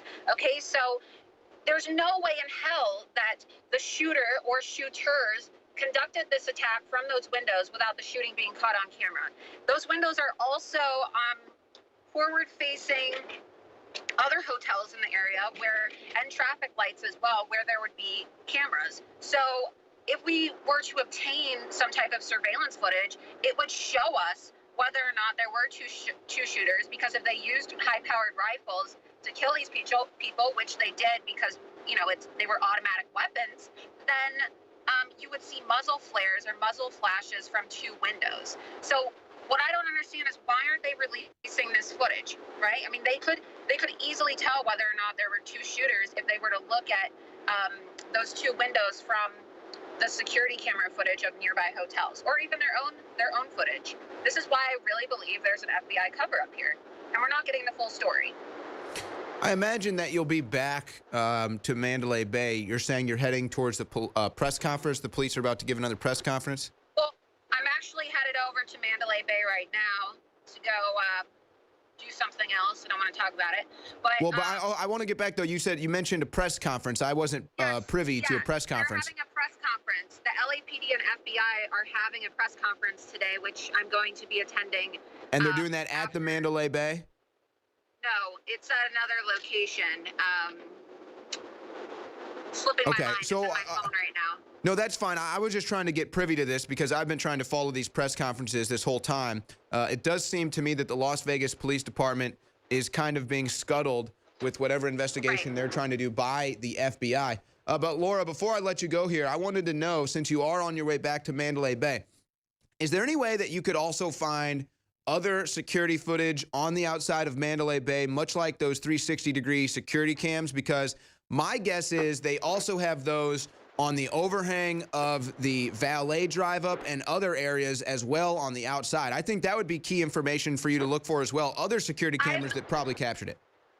Yes, I missed the beginning of your question because your connection is fading out, but I do have pictures of valet cameras inside the valet area, and I'll post those today so people can see. So there's a ton of cameras in the valet section. What about, we got the segment's about over. What about more security cameras on the exterior of the building, perhaps like on the overhang of the valet, or other security cameras that could have potentially caught this event?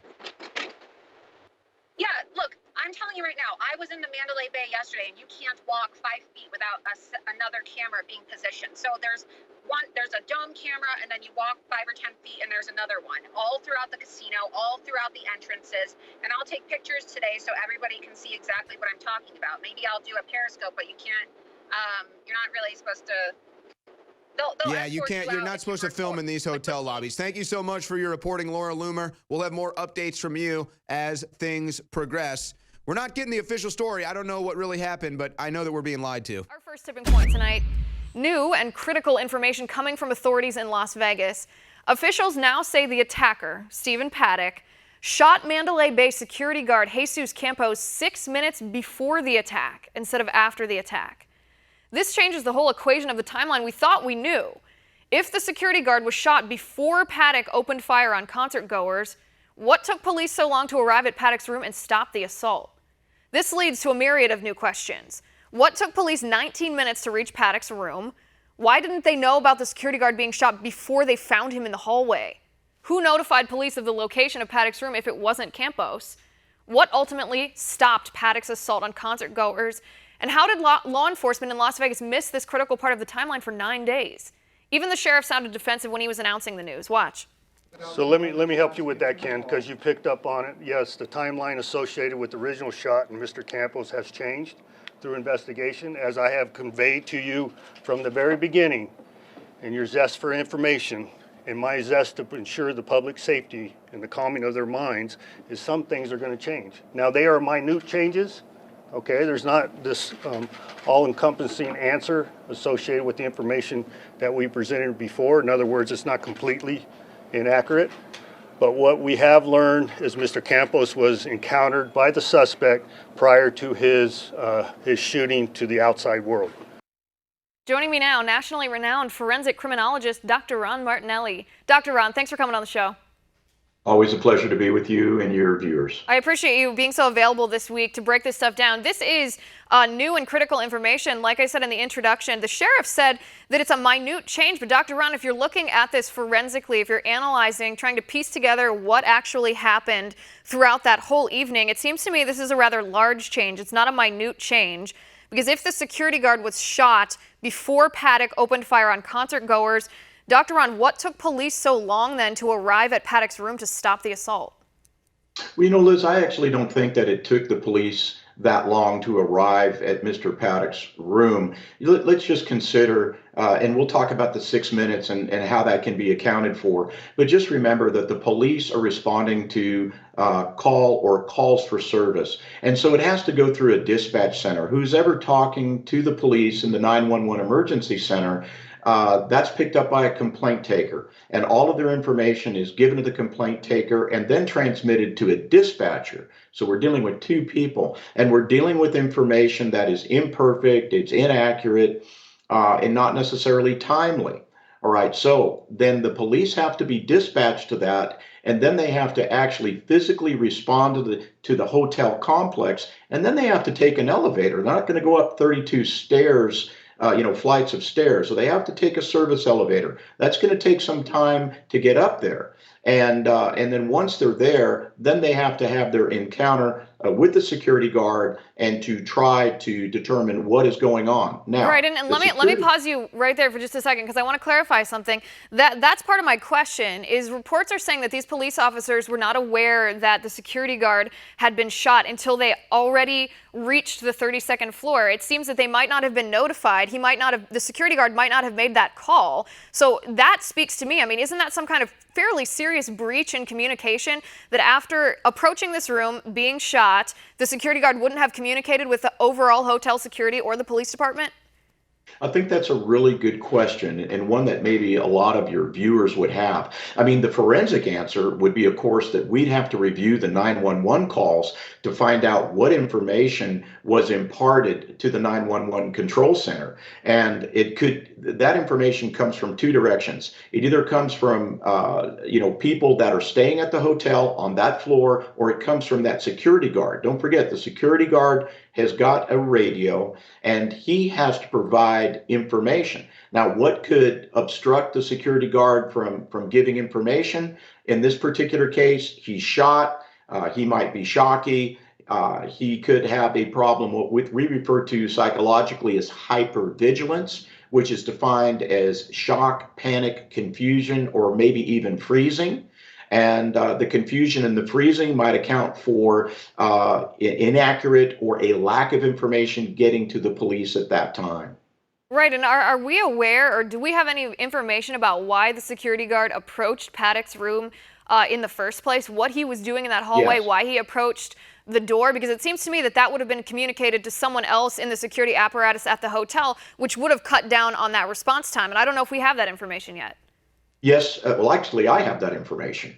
Okay, so the Mandalay Bay hotel complex has got a policy that if a door is left ajar in excess of 60 minutes, then there is a response by a security guard. Now, this is an unarmed security guard. And merely what they have to check on this is they have something that is like an electronic wand. It's often referred to as a pike. And just picture a cylindrical object about this big, and it is electronic. And you actually touch it to a button-like knob next to the door, and that gives them an immediate timestamp as to when that security guard got there and checked on the door, because they have to basically wand that pike against that transponder. So just a second, let me make sure I'm clear. So was Paddock's door left ajar then? That's why the security guard approached the room, because they had a report that the door was open? Yes, I believe so. But don't forget, Mr. Paddock had already secreted electronic, cameras, wireless cameras, to a cart outside of his door, and then also set up a secondary camera system in the peephole of the door. So Mr. Paddock was alerted by movement, like these cameras are, and then he came over and opened fire on the security guard. Now, my understanding is that he was firing low, and this security guard was struck somewhere in the lower leg, perhaps the calf. He was either struck with a bullet or bullet splay or ricochet from the door. And then the security guard has to retreat. So just to give the viewers some insight, that wing up there on the 32nd floor is at least 50 yards long. And out of those 50 yards, there's only a couple of alcoves that you can crawl into to keep yourself from being fired upon again. So picture what it would be like to be struck in the leg, feel shocky, and crawl down a 50-yard hallway to an alcove. And then you've sort of got to gather yourself together and get on the radio. So do you see how that's sort of burning up the time here and how that might account, especially with hypervigilance, to 6 minutes? It certainly does change the timeline. And Dr. Ron, I guess it brings me to this question too. If it wasn't the security guard approaching Paddock's room, as we originally thought, towards the end of the shooting rampage here, what ultimately stopped Paddock? What stopped him from his assault if it wasn't the security guard? Well, it could be a number of things, and we don't know that yet because we don't know if they had ballistically tested those weapons. Don't forget, he's using a bump stock on a couple of those weapons. The weapons are also very hot. The weapons could jam because they were hot. They could jam because the butt stock created a jam. Could have been a magazine feed, could have been a malfunction.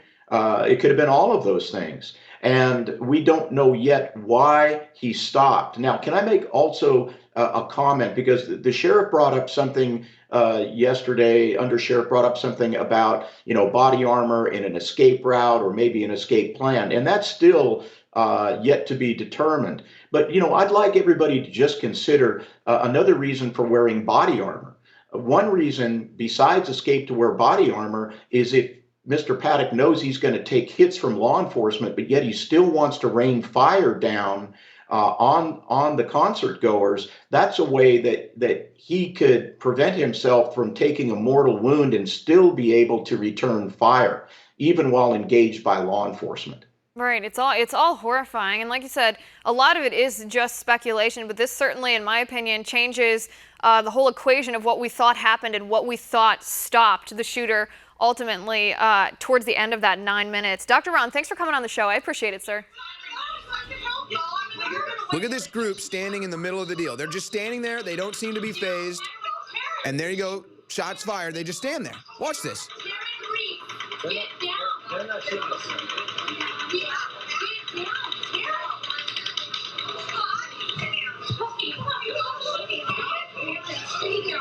So then one of their friends gets hit, and they all hit the ground. The group I'm talking about is right here. You'll see them just So see, casually everyone's talking, running, and they're just standing there. Cigarette.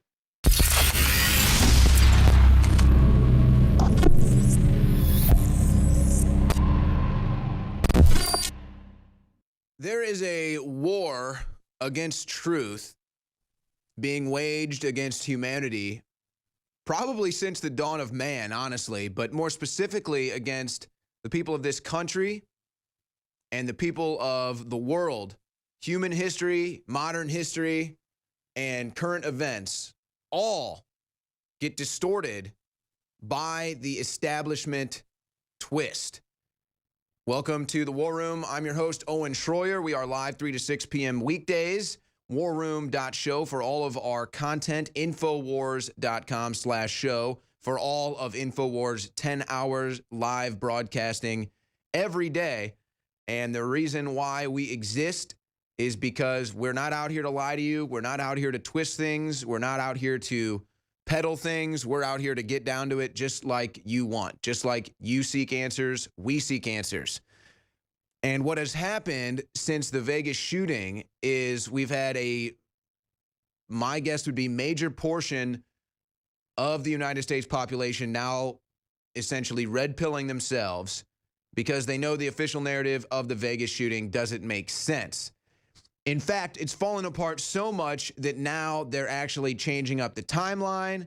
They're saying the security officer was shot before the shooter went crazy, which again just begs more questions. But before we get to those questions, as details are starting to emerge of other shootings, and actually, I don't know if you guys remember this, but one of the first things I reported on when we talked about this is how there were shootings on other locations.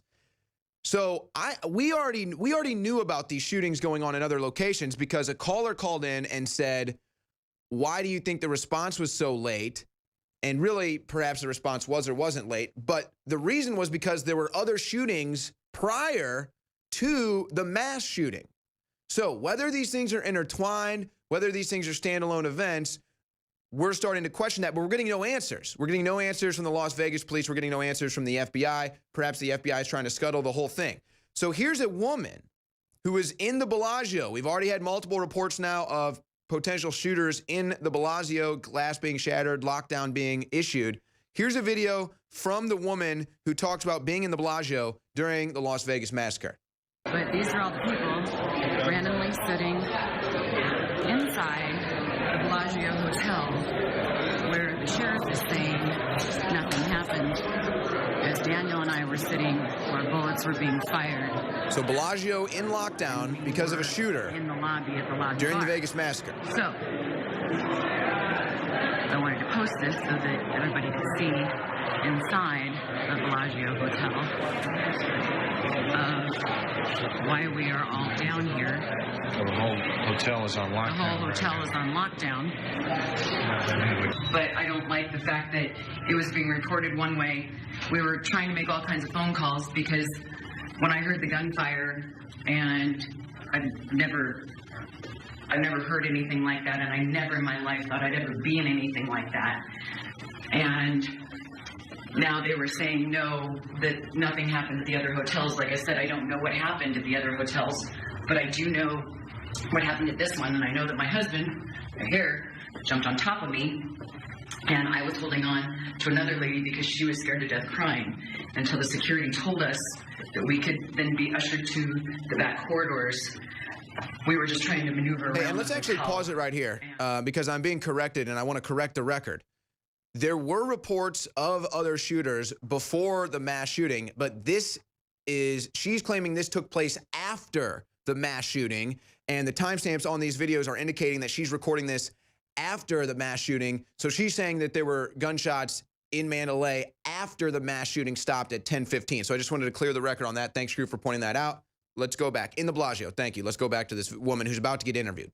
Our room, so all those people down there, because the hotel is on lockdown, and I know, like I said, I couldn't get close enough to film the front doors with all the glass and everything all over, but I'm sure that's why they're not letting glass and anybody everything out all over, of and the they're in bullets lockdown. that And this is at Bellagio. And Notice, here, pause it right there.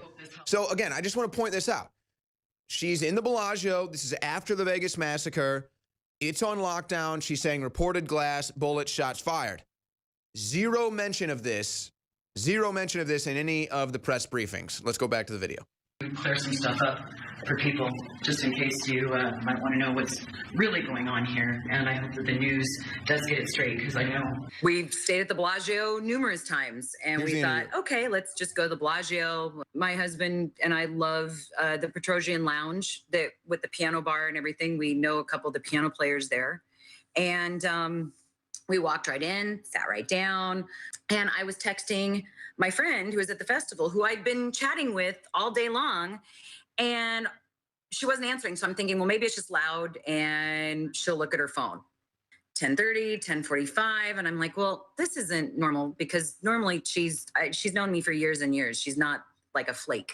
So at 10:05, the first shots fired by the suspect. This was seen on closed circuit television from the concert venue.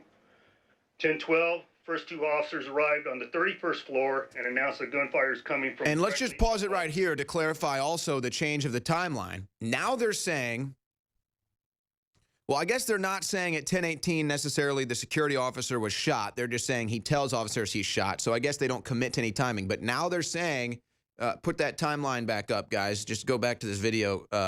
Now they're saying that the security officer was shot at 9:59, 6 minutes before the suspects started shooting on the crowd. Now let's go back to this woman breaking down her experience at the Bellagio. 10:15, the last shots were fired from the suspect per body-worn camera.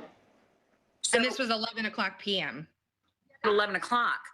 So we went to order a drink, and then all of a sudden, this huge crowd, I can't even explain it. Just a stampede came rushing through the doors. The block things that you stand at the front, the red ropes, were all just, people weren't running around them. They were running over them. And we heard the gunfire. And the best that I can describe it, Tracy, is the fact that it was like if you take a board and you drop it on the floor, and it was like just this pop, pop, pop, pop, pop, pop, pop, like that. And it was automatic. And I didn't know what kind of gunfire until my husband told me afterwards.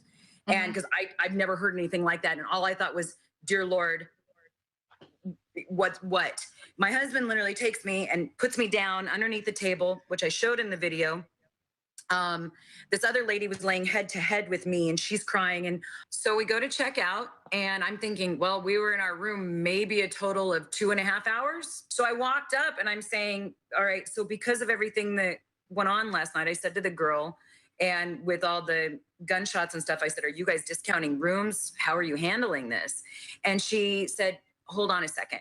So she goes to the back and she gets her manager, and the manager comes out, and my husband and I are standing there. And she said, she can help you. I said, yeah, I was just asking if you guys are discounting rooms because none of us could really get there. And most of us didn't really sleep because of all the gunfire and all the happenings here last night. And she looked right at us and she said, there was no gunfire outside the Bellagio Hotel last night.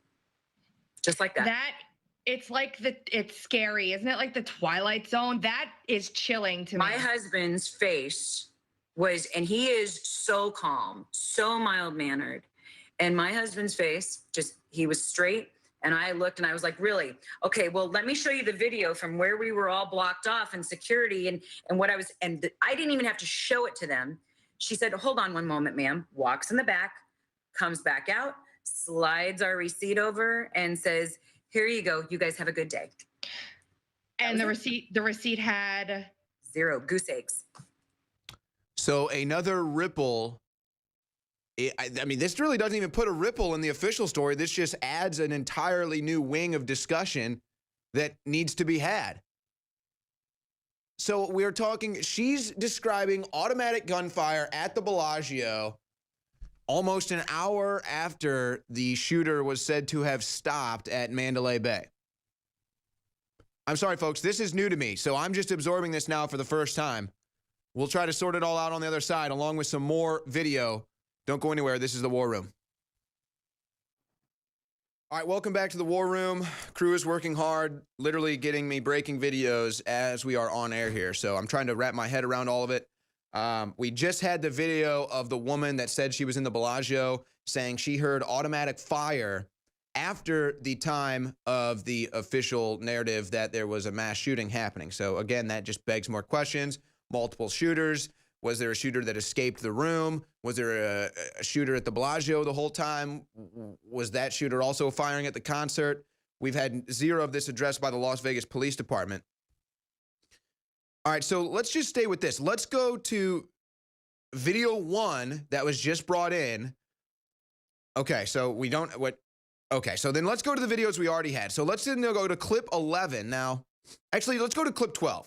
Let's go to clip 12 because this is, I hadn't seen this, but again, how can you debate that there are not multiple shooters after you hear this audio? So in clip 12, this is multiple shooters in Las Vegas.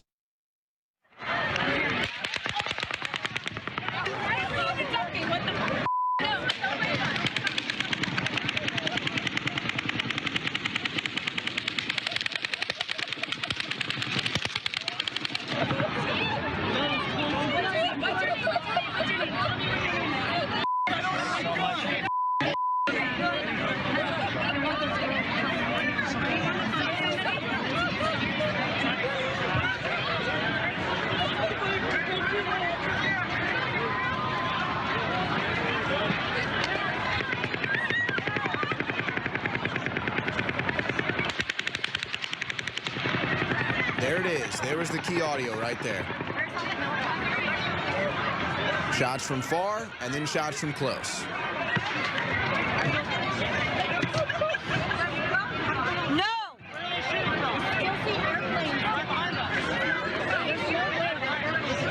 You guys, people, seriously, somebody's giving life support out there. I'm not kidding. Don't move. Don't move.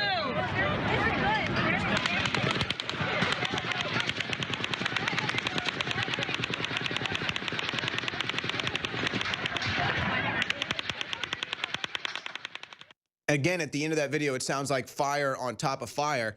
And then there's a clearly distinctive third sound in that video as well at the very end. It's very difficult to hear what that sound is. It could be, again, because you're going to hear a lot of people say, oh, well, you're hearing bullets hitting the ground or hitting the structure. Well, that's what the third sound sounded like, which was distinctly different from any other sounds. I want to go back to that video, guys. Just go back to 32 seconds on that video, and then listen to the clear, distinct second type of fire in this video. Are we ready to roll it, guys? Listen to this. So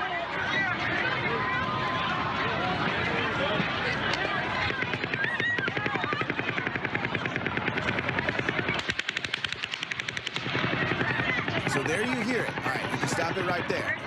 And this is obviously not an echo because it's silent, no gunshots. And then you hear off in the distance, clack, clack, clack, clack, clack, and then you hear it right up close.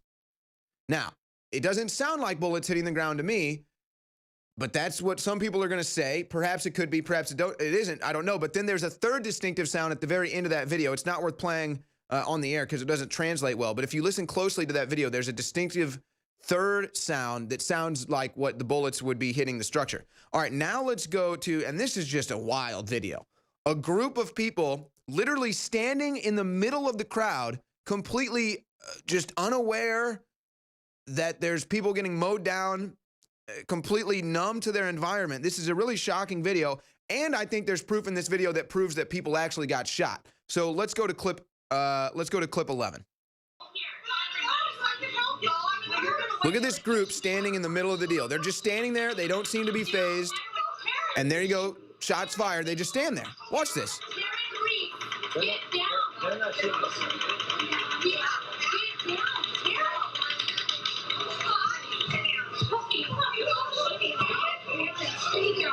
So then one of their friends gets hit, and they all hit the ground. The group I'm talking about is right here. You'll see them just So see, casually everyone's talking, running, and they're just standing there. cigarette. How are these people just completely numb to this, just standing there? People running for their lives. Look at this. They're literally standing there. Is this the brainwashed zombie horde? Or what? People might say these are crisis actors. I'm thinking, now this is key. You can see a bullet hit the ground right before it hits a friend. Watch this. You have to watch this very closely. So, I don't know how well this is going to translate. Obviously, watching this video does not translate to the radio, so I'll just describe it. A group of people standing in the middle of the concert venue while everyone is running and ducking, and they're just standing there completely unfazed, numb to the environment, and then one of their friends gets hit, and they all drop. But there's a clear moment right before someone of their friends gets hit and they all drop where you can see a bullet hit the ground, fragments pop up, and then it appears the next bullet or the next one hits one of the people in that group. So you've got a bunch of people saying that no one was shot. The whole thing was an FBI staged operation. Okay, we know the FBI does this, but to me, when you see that video, along with all the other videos and the fact that you had so many people wounded, how could you possibly have this thing totally covered up? Maybe there were crisis actors on top of the whole thing. I don't know. But when you see that video, clearly someone is firing because a bullet hits the ground. You see the fragments blow up, and then one of the people in the group that was just standing there gets hit in the leg.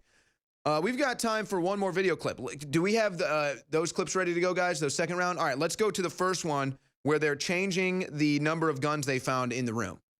Sheriff, tell us how many guns were found in the room.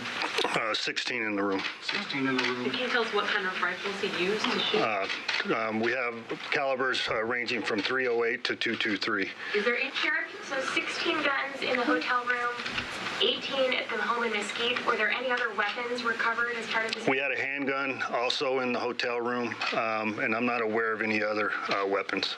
Sheriff, you went to 23 guns. Are they all rifles? And how do we explain the difference from 17?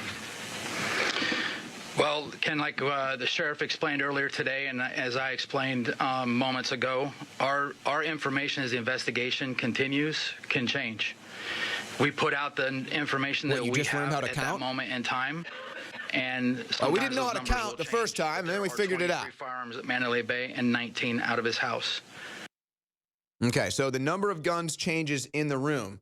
And I'm pretty sure they said the final number was 26 guns in the room. So, there's no 26 guns in the pictures that we've seen. Not even close. I think maybe you can count, maybe 12 guns in the pictures that have been released. I'd have to go down and do a photo analysis, but I'm guessing you can see maybe 12 guns in that picture. So where are the other half of the guns? What happened in the other room? We get none of those answers. And again, well, some of the details are going to change as the investigation is ongoing. You're telling me you can't even count? You're telling me you can't count.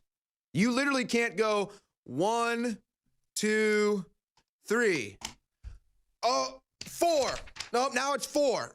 You're telling me you can't even count? Folks, The official Vegas narrative is falling apart. Infowars is all over it. Don't go anywhere. We'll be right back. And the reason we never did that was they had to be surveilled.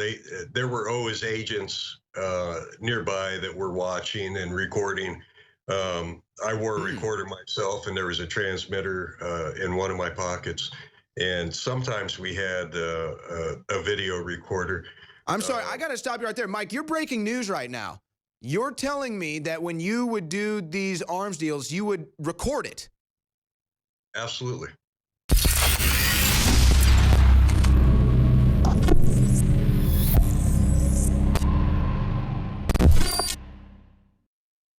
Welcome back to the War Room. I'm your host, Owen Schroyer. You can find all of our content at warroom.show. Please subscribe to our channel. Support us at InfoWarsStore.com.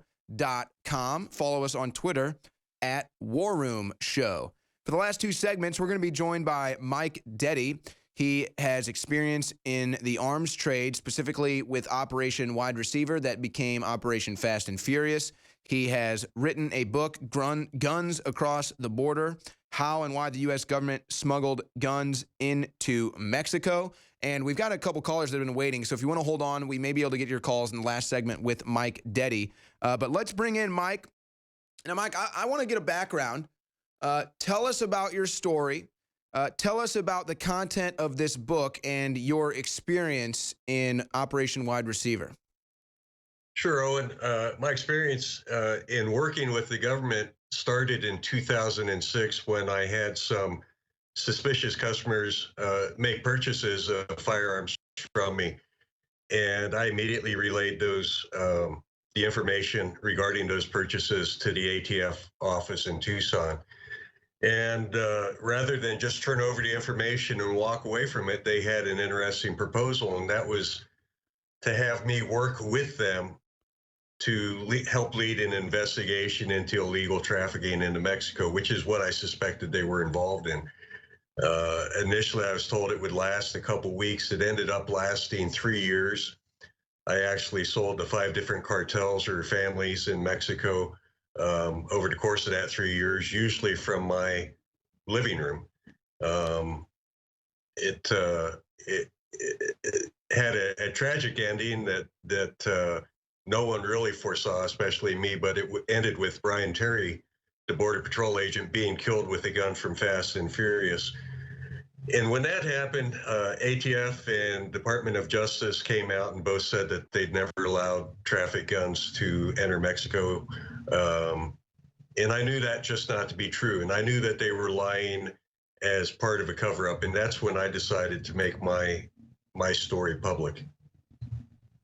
Now, I just want to be clear. So it sounds like they come to you, they tell you that essentially you're going to be helping in a sting operation, the good guy, to try to bring these people in who's ever dealing these arms. And then once they've used you enough really to just smuggle these arms, they really never planned on bringing anybody in, then they burn you. Exactly. That's exactly what happened. I was exposed as a confidential informant. It doesn't take a lot of imagination to understand why they would do that. With me out of the picture, they could have portrayed me as somebody they were investigating. I certainly would have been portrayed as a honest patriot that thought he was helping his government take down a drug cartel. Well, and you probably did something that I don't know if they're used to dealing with. You took paper records and you had your own personal account of many of the transactions that were made. And so you were able to keep tracing some of the serial numbers on these guns. And as you said, eventually you found out the tragic story that one of the guns that you were involved with trafficking ended up being used to kill the Border Patrol agent. So what happened when they tried to burn you and you had all this evidence? That's what led you to write the book? Right. Just a correction. It was actually a Fast and Furious gun, not a wide receiver gun that killed Brian Terry. Not that that matters. The important thing here is ATF's denial of them letting guns into Mexico unimpeded, really.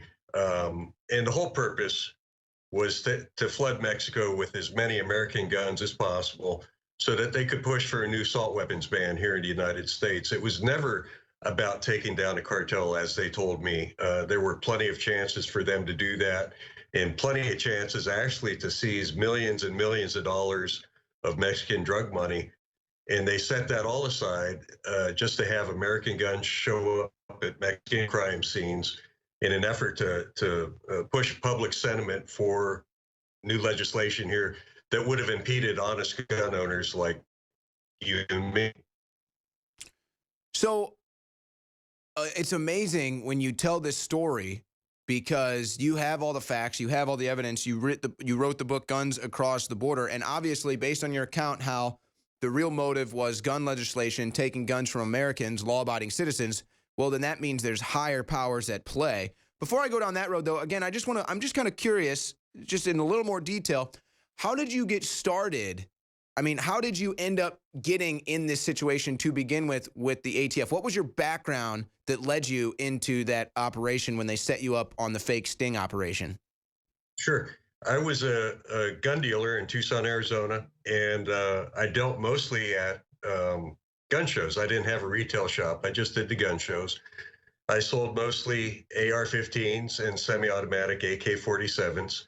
And I was approached by a customer at one particular show, and he wanted to buy five AR-15s, all exactly the same. He passed the background check. He paid cash.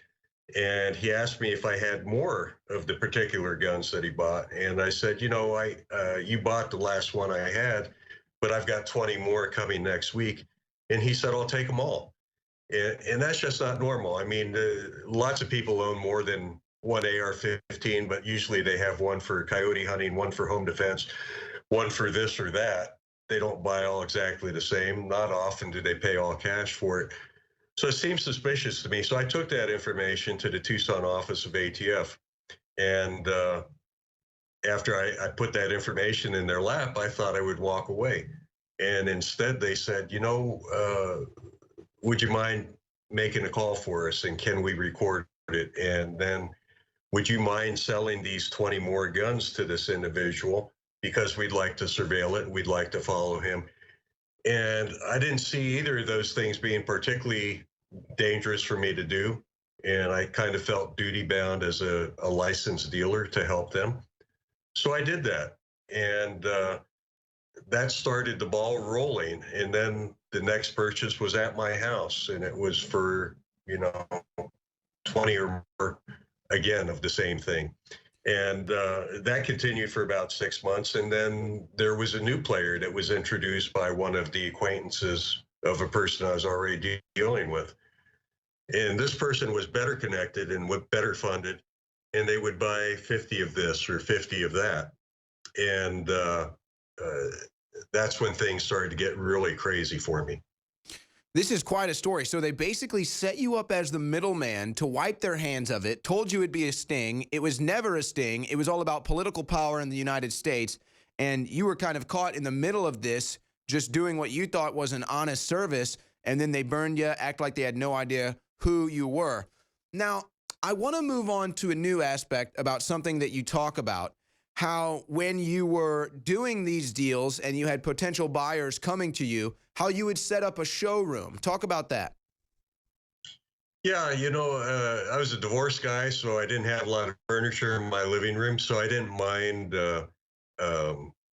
setting up guns there in the living room. And on any particular evening, I might have, say, 25 different variations of AK-47s, semi-automatic AK-47s, 5 or more different styles of AR-15s, 38 Supers, all the type of guns that they were interested in. And what I would do is I would stack the boxes, and then I would take the top box, open that, and I would put the rifle on top. So the idea was to let them know, excuse me, how many guns I had or that I had a large number of guns.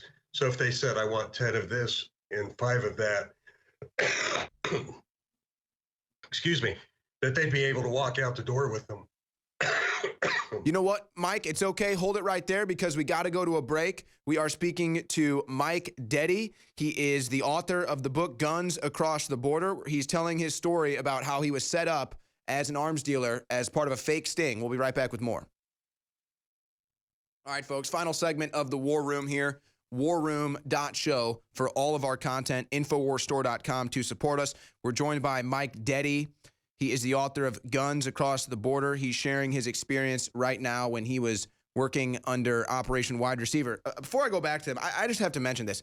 During the break, MSNBC was calling Eminem an activist and was then using quotes from the rapper Fat Joe to justify their claim that he's an activist.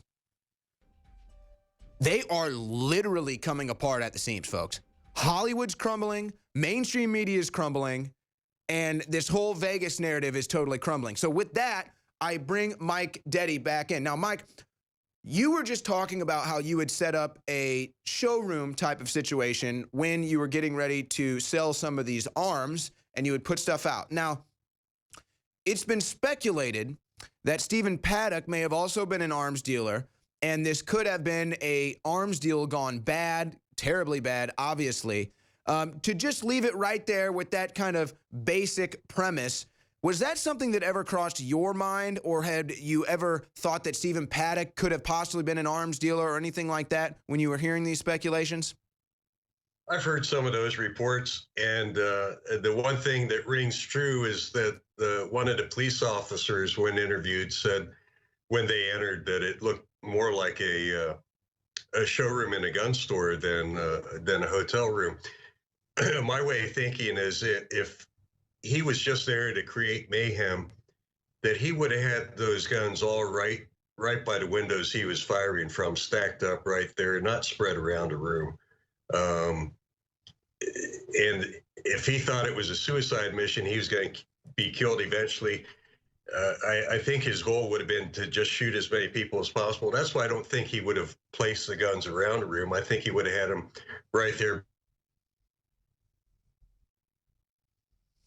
And again, Mike is talking about how the guns were scattered about the room. We've seen that in the leaked photos. It doesn't really make sense where the guns are located, where the magazines are located. Do we have Mike back, guys?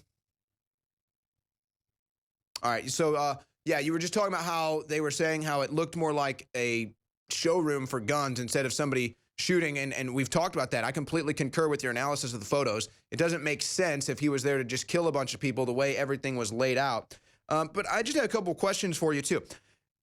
When you were making these arms deals, you talked about how most of the time you would do it at your house. What about hotels? Did you ever use hotels?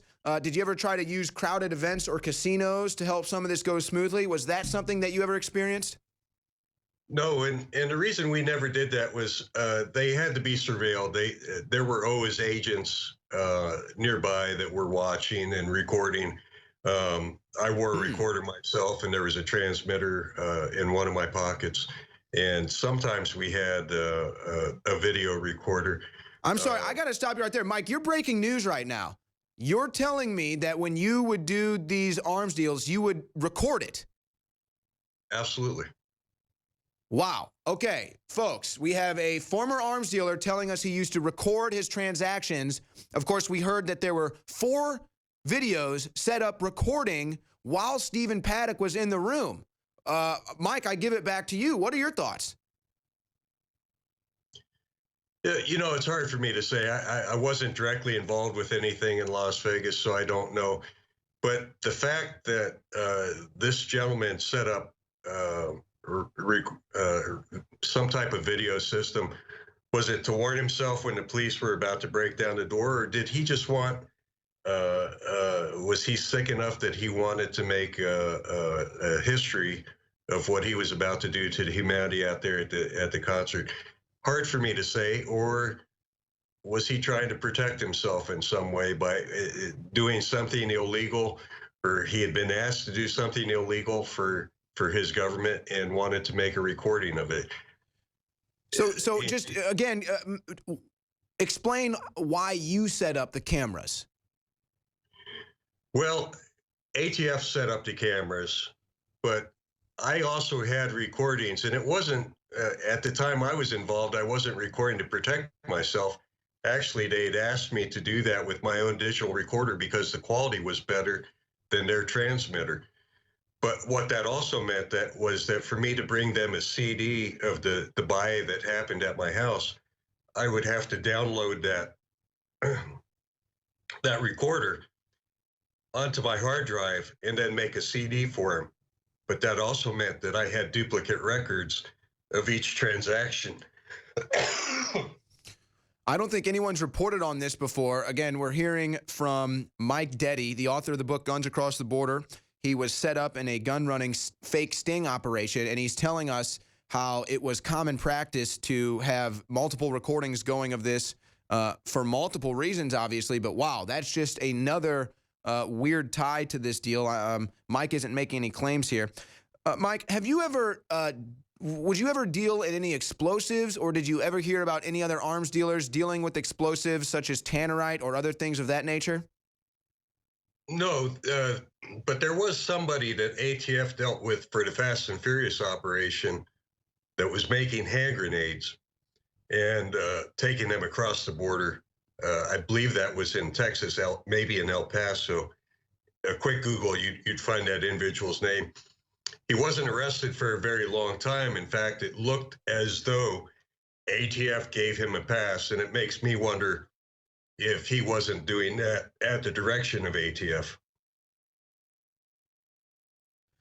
Well, Mike, you know, I'm just glad that you're willing to share this experience. Now, obviously, you wrote this book a long time ago. Your experience comes from years ago. This isn't something that you've just cropped up overnight because you're trying to act like an expert on the Vegas shooting. I just wanted to get your expertise on what you experienced arms dealing. So just, you know, basically, again, I don't want to put any words in your mouth, but what do you think about this Vegas shooting? You know, what are you thinking? What are you hearing? What were the first things that came into your head? The very first thing, Tucson time, I woke up 2:30 in the morning because I had to get up early that day to travel to an event in Colorado. I turned on the news, and the first thing I heard was the recordings of the gun being fired. I'm not an expert on acoustics. I'm not an expert on terror, but I do know a lot about guns. And when I heard that audio, I said, that's got to be a .30 caliber belt-fed weapon. So I was very surprised the next day when they came out and said it was an AR-15 outfitted with a bump fire stock. I've been around those products. I never viewed them as anything more serious than toys because they're difficult to run. And it's very difficult to dump an entire round of 30 rounds, much less 90 rounds, almost impossible, without starting and stopping, starting and stopping.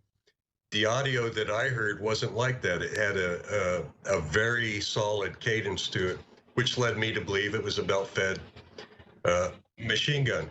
It also sounded more like a .30 caliber than a .556. Again, you know, hearing the audio on TV and everything, I could kind of make that fit, but the cyclic rate, which sounded between 600 and 700 rounds per minute, was far too slow for an auto AR-15. Other than just your direct experience when they set you up as a middleman for a fake sting operation, have you ever experienced any CIA or FBI cover-ups other than gun operations that you were involved in? No, fortunately, that's the only one I've been involved in and experienced.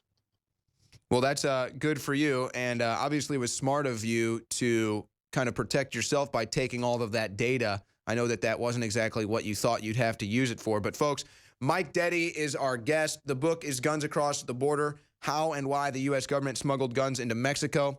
Mike, we've got 60 seconds left. Is there any parting words you'd like to leave with our audience? Well, I'd just like to tell your viewers, you know, I'm one of those people. I was never part of the tinfoil hat group or black helicopter group. I believed in my government. I did everything they asked me to do, really thinking I was doing my bit as a good citizen, as a good American. And that's why I didn't see coming what happened.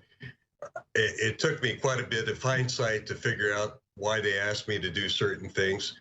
As an informant, it wasn't my place to question them. But looking back, now I understand that the whole event that I was involved in was strictly to aid in their efforts to gain more gun control here in the United States. And again, that would make sense. We know that the FBI sets these things up, sometimes just to prop themselves up as a reason for still existing. Mike Detty's been our guest. The book, Guns Across the Border, How and Why the U.S. Government Smuggled Guns into Mexico. Mike, thank you for your time today. Thank you. Las Vegas shooting. Timeline changes. Raises questions about hotel security. Police response. Newsweek. If ISIS was behind the Las Vegas attack, there's a terrifying reason why it hasn't proven it. Everything I told you day one, here we are, day 11. It's all coming out.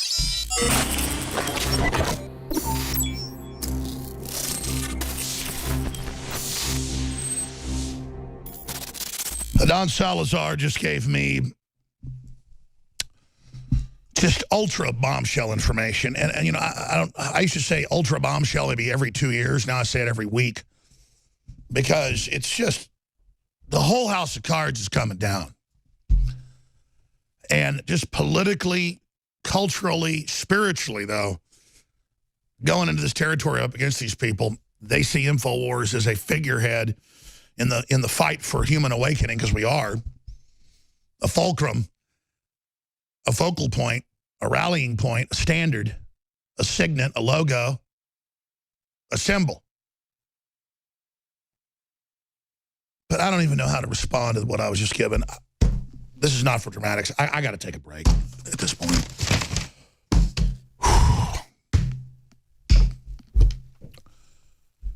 People would think being proven absolutely right is fun. It's not.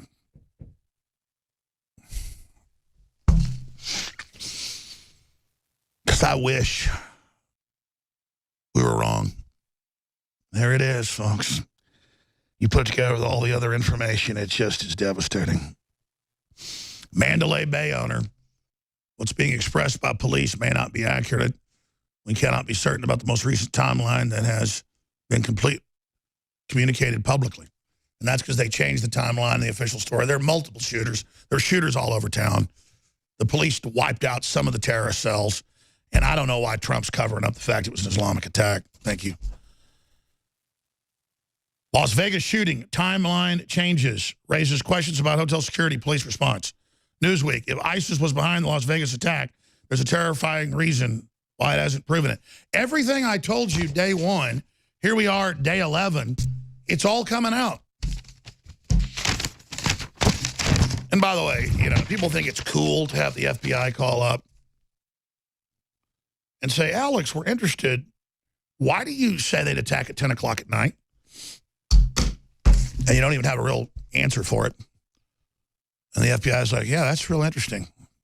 No, I'm not involved, so I'm fighting it. I mean, the Democrats say they're going to start killing everybody October 1st. The full attack's November 4th. I figure they'll attack large crowds around 10 o'clock at night when they're at maximum density and there's police shifts going on. I mean, I don't know why. I just come up with my research and then I tell you my best estimation. And I don't have a crystal ball, but it's a little more than just analysis. And we can't get any answers because, as you saw today, they're not taking answers at these press conferences. So these are so really no one's important asking questions. this. Well, I have been asking questions like this. So no, that's not true that nobody has been asking this, because I've been on the ground asking. But no one's asked the sheriff this. I've been trying to ask the sheriff a lot of questions. I've been contacting the sheriff's office, the local FBI agents on the ground, but they are refusing to answer questions. I mean, I confronted the FBI as they're walking up the escalator inside Mandalay Bay. Nobody wants to talk, right? They're obviously covering this up. And yeah, it does make you wonder, why are they... Well, Laura, I know that you're not going to stop. I know that you're relentless and you're going to continue to talk to these people and you're going to record it. So I'm just going to say, my suggestion is the next time you see one of these people, ask them, what came of the woman who said you're all going to die? What came of her and her alleged partner or boyfriend that was there with her?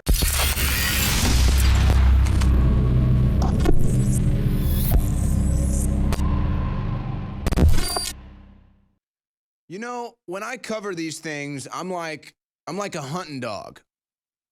And I just follow the scents, I follow the trails, and I see where it takes me.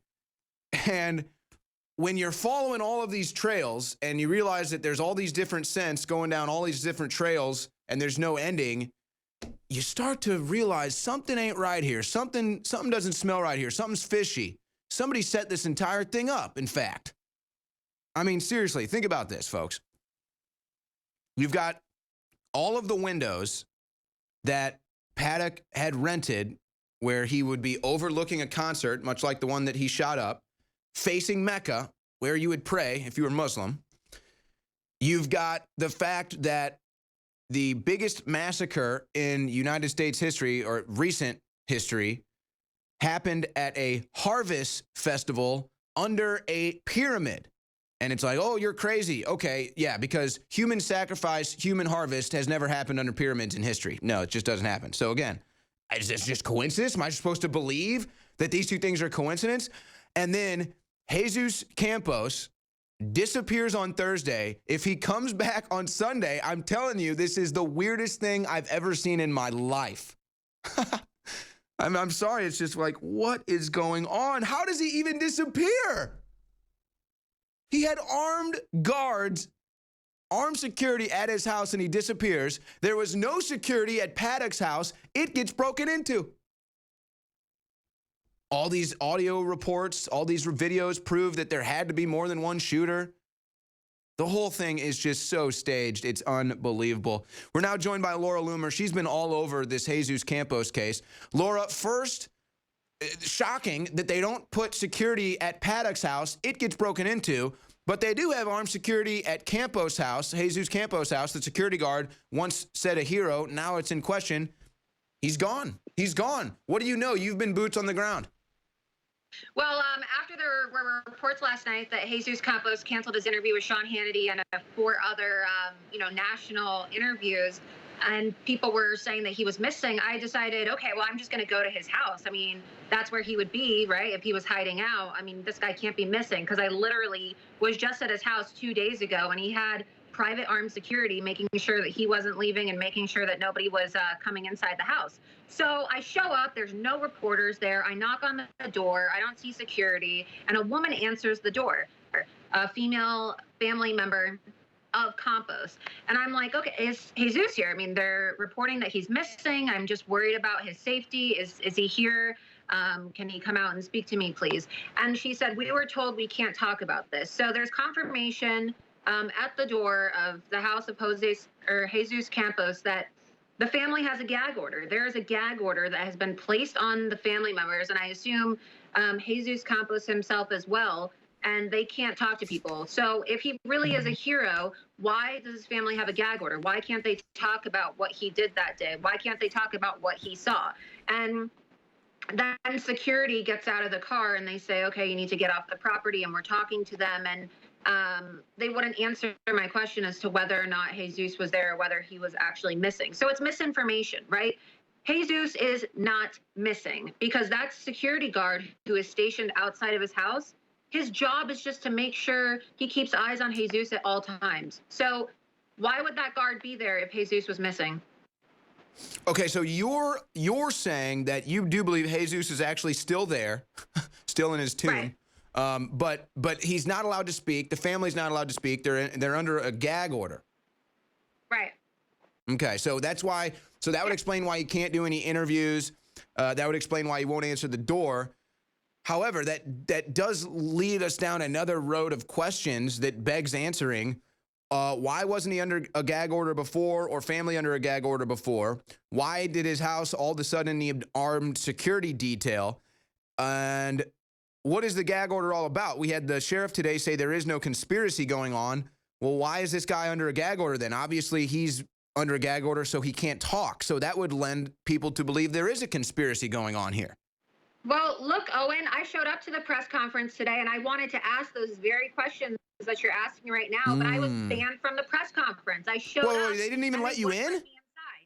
They wouldn't let me inside. They wouldn't let me or Mike Tokes inside the press conference today. They had armed security preventing me from coming out. And even there were local Las Vegas TV reporters who were taking pictures of me, and they were like, wow, since when does the police department get to decide, like, who's media? So okay, hold on. We got to stop you right there. So you're telling me that even local media there was essentially kind of standing up for you? Like, why won't you let her in? Yeah, local media were standing up for me. There was an NBC I'm shocked by that. Wow, that's huge. This is a huge story. So what was there? I mean, did they give you a reason? Well, okay, so what happened is all the other press conferences that have been scheduled, they've been announced like at least 3 to 4 hours ahead of time so that people Yeah, they can snuck prepare this one accordingly. in. Yeah. They snuck this one in 45 minutes before. Snuck it in, wouldn't answer any questions. Unbelievable. They Go wouldn't on. answer any questions. So I'm like rushing to get over there because I thought it was going to be this afternoon. And then when I get there, they say, oh, you can't go in. Like, you need credentials, like media credentials to get in. Like, I don't work for a mainstream media organization. I'm independent. My verified Twitter account and, you know. You don't have a First Amendment. Yeah, right. So I don't have a First Amendment. So then the door was locked and there was an armed security guard there. And he wasn't standing in front of the door until I arrived with Mike Tokes. And so the guard then positioned himself in front of the media briefing room. And I was just thinking to myself, wow, it took you guys, what, 7 minutes to get armed security guards into the Mandalay during a mass shooting. And then 2 independent journalists walk in and you're on our ass in 7 seconds? Okay. Wow, and let's keep in mind, too, that you actually were able to get a question in at the last press conference. Right. It didn't really get answered. In fact, it got deflected.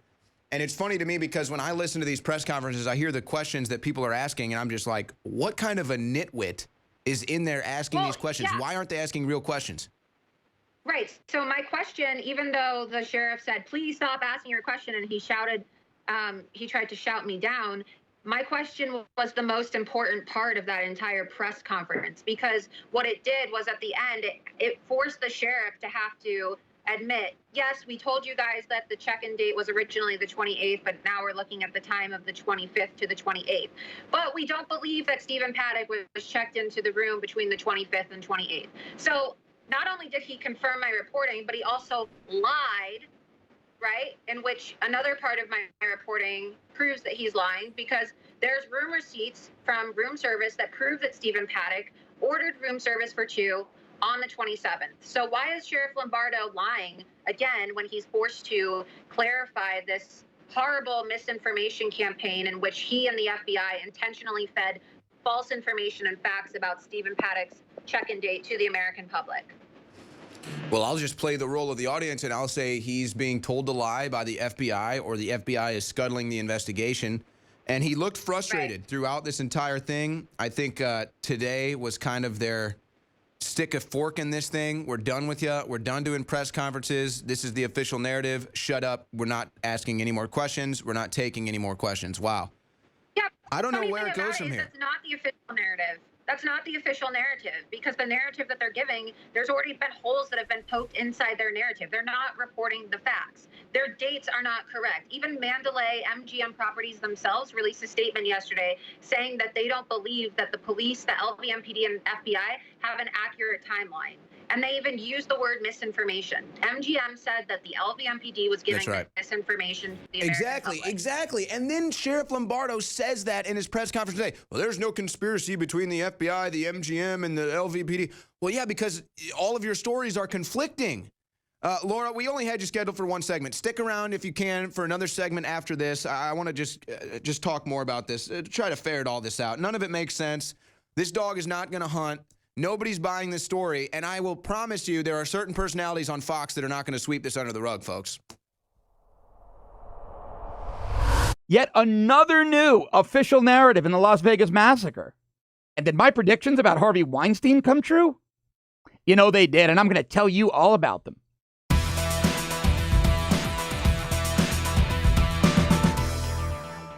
Well, it's a new day, and we have a new timeline in the Las Vegas Massacre, this one from Mandalay Bay executives.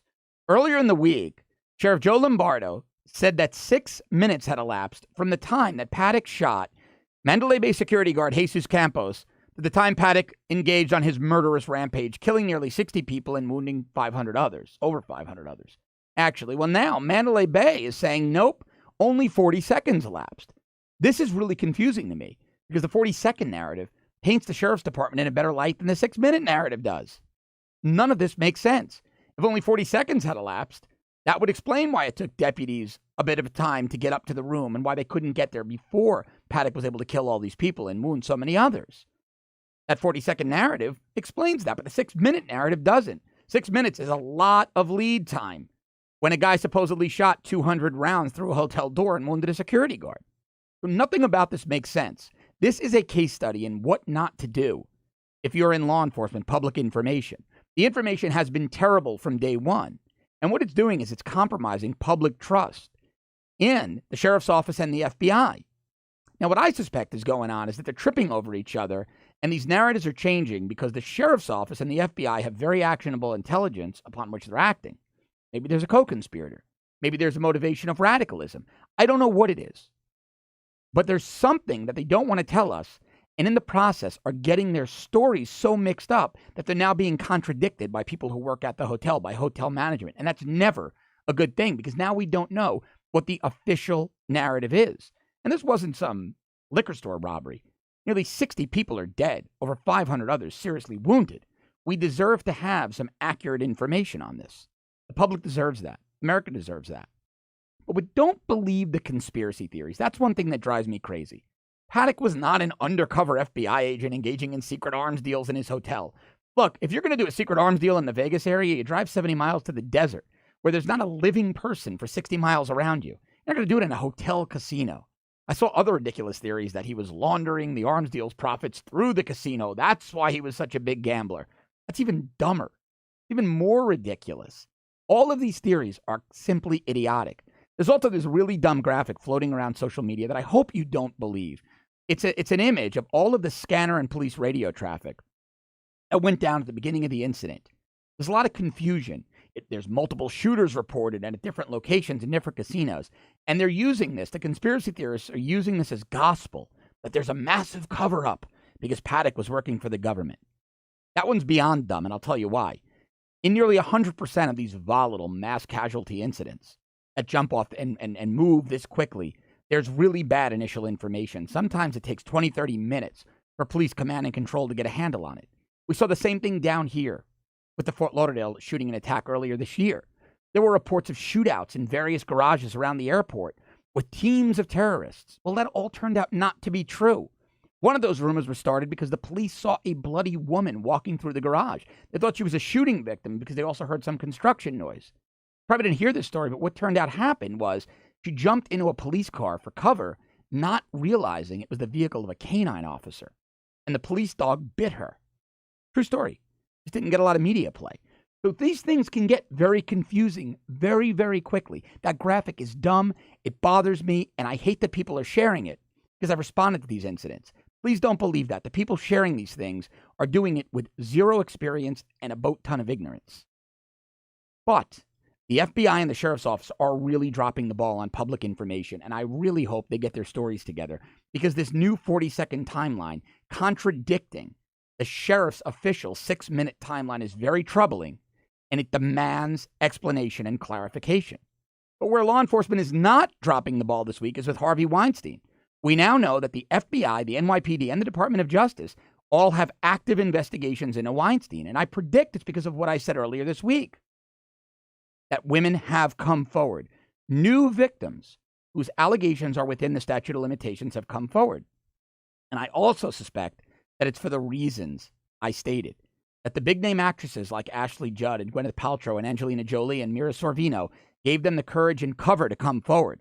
These women now don't have to face Weinstein's wealth, power, and PR smear machine alone. They've got some big names next to them.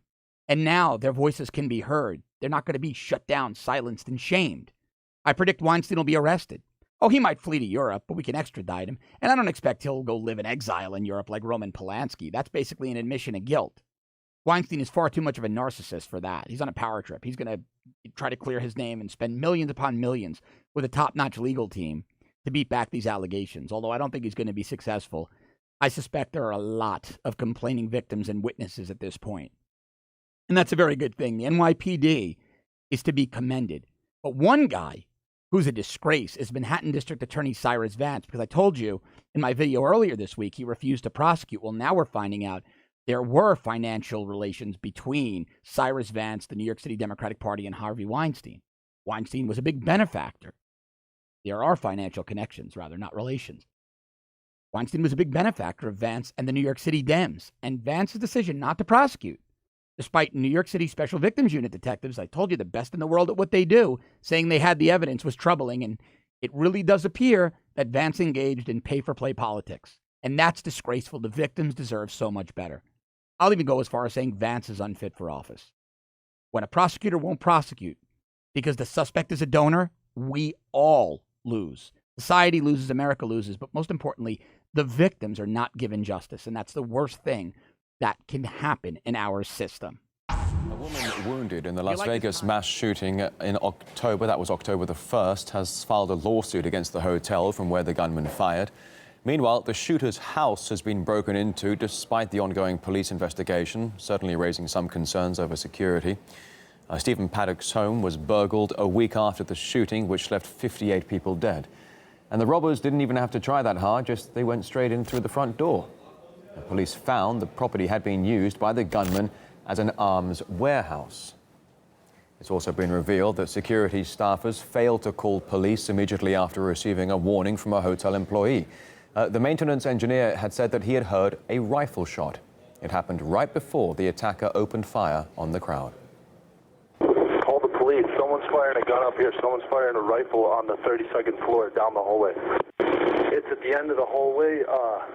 I can't tell you what room. He looked like he fired down the hallway when I got close to the door.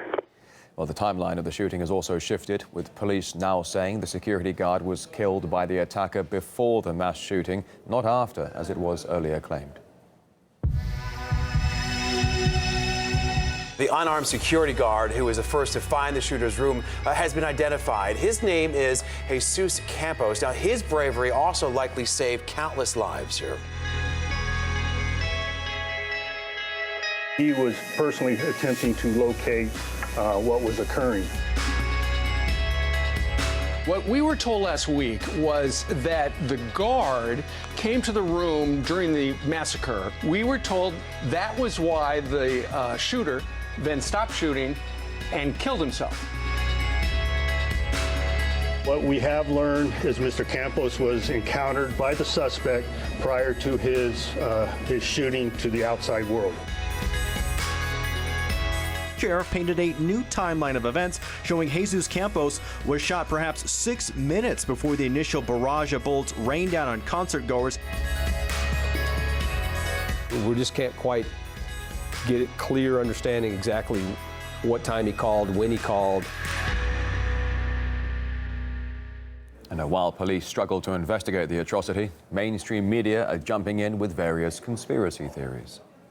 But do we know more about motive? In short, no. Investigators still have no answers about why Las Vegas shooter Stephen Paddock did what he did.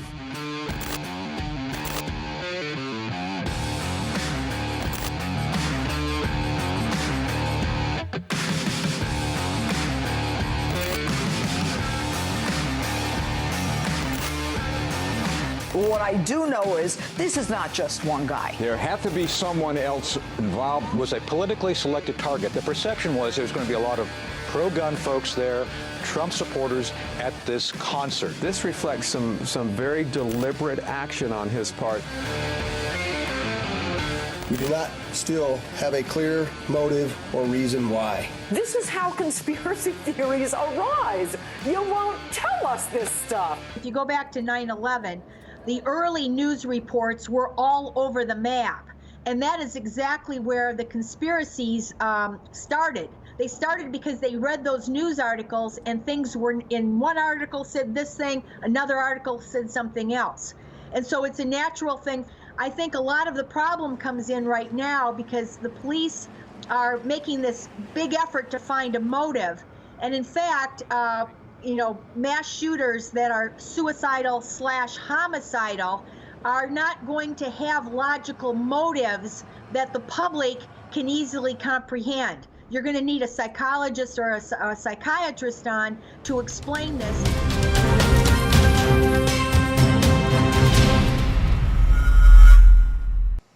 Las Vegas Sheriff Joe Lombardo, even the night of the shooting, was calm and composed.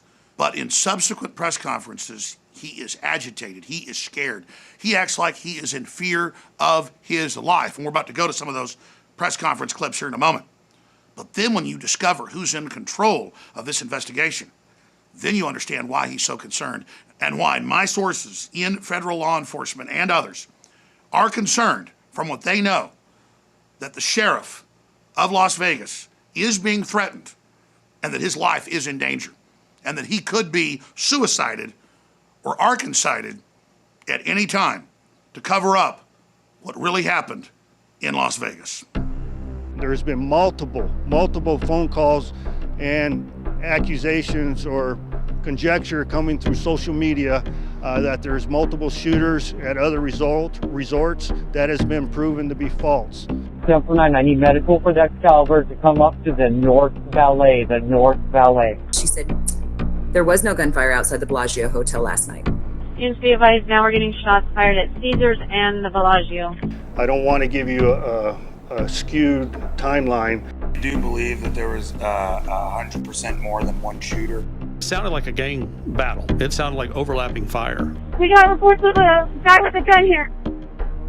705 Victor, what's your location? We're at the Paris. Copy, there's a male in a 413 at the Paris. Somebody go to 413 at Paris. Is that reported or confirmed? We got people running and we got security trying to point out where the gunman is and we can't find him. Yeah, so there was a lady who pushed her way forward into the concert venue into the first row, and she started messing with another lady and told us that we are all going to die tonight. It was about 45 minutes before the shots were actually fired. There is no conspiracy between the FBI, between LVMPD, and the MGM. And a couple of these items I will read from the narrative, because I don't want my comments to be construed or changed. So I wanted to ensure the accuracy of that. But most of this conference will be done strictly through my narrative provided to you. Okay?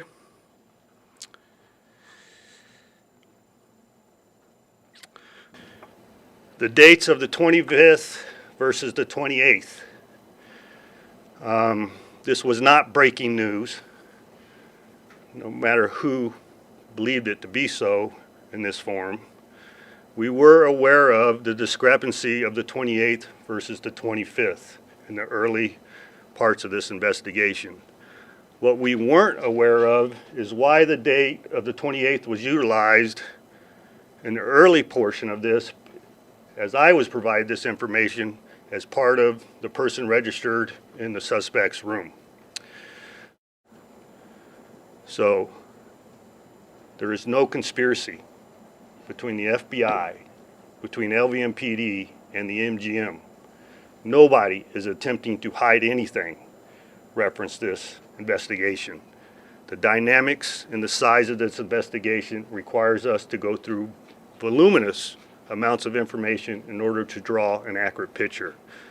My intent, like I stated earlier, is to give you information as I know it, unverified, to calm the public, not to establish a legal case. Everybody understand that? No question, sir. Las Vegas Sheriff Joe Lombardo is running scared. Infowars was the first on Monday morning, October 2nd, 2017, to report to the world, according to our FBI sources, that they found inside the reported shooter's hotel room at Mandalay Bay ISIS and Antifa paraphernalia. The news is lying. FBI HRT did the hit on the guy, and they found Antifa information in the room and photos of the woman in the Middle East. So he did not kill himself. The FBI hostage rescue team killed him because he was firing on them. So he did not want to be taken alive, and reportedly he did it. And it was Antifa crap everywhere and other things I'm not supposed to mention. That is directly from the hostage rescue team, by the way, Paul. And now the sheriff, after being threatened by the FBI, is having to double down and push the official story. This is after he signaled in the first week that there's no doubt that the mass shooter had help and that he'd clearly been radicalized. I don't know if we have possible future prosecution. You heard me say that we're comfortable that we have the suspect in custody, but something more may come of that investigation. And I want to understand the motivation that you described, okay, to prevent any future incidents. And, you know, did this person get radicalized unbeknownst to us? And we want to identify that source. And what we do know for 100% certainty is this. There is a massive cover-up that is now ongoing. The Sheriff's Department, under the control of the FBI and a Robert Mueller protege known for his corruption in law enforcement, have blocked conservative and independent press from the latest press conferences.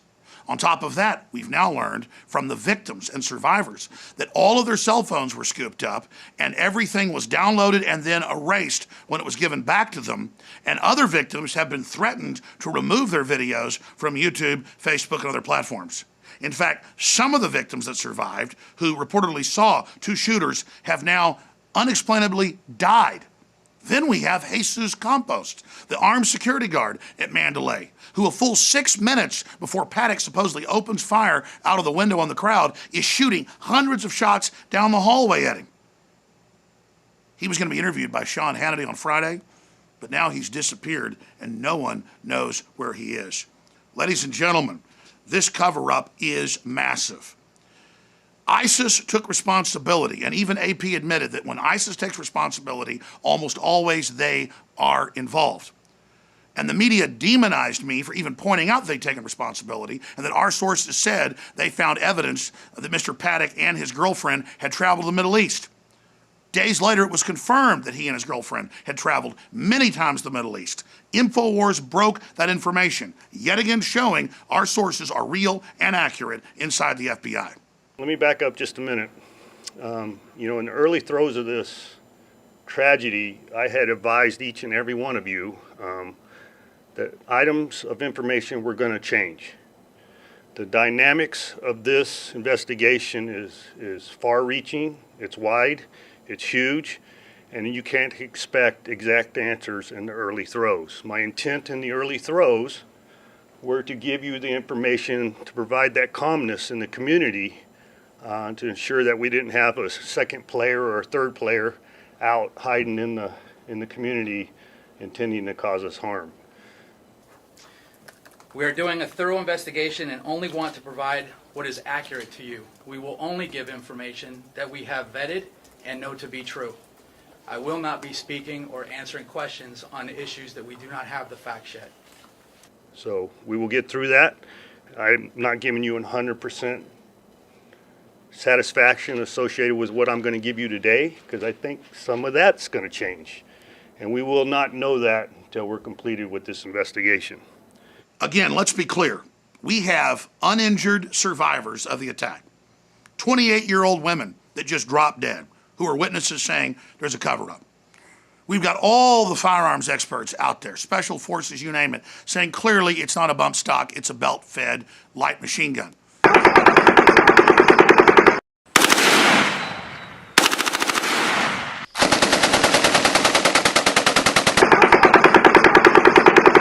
We've got the FBI grabbing up all the surveillance footage and trying to keep it from getting on the internet, and then not releasing any of the footage from inside the casino Mandalay or from the attack that night. And then we've got the shadow of Robert Mueller. It's well known that he has stay-behind networks inside the FBI and to a great extent has control of the FBI to this day.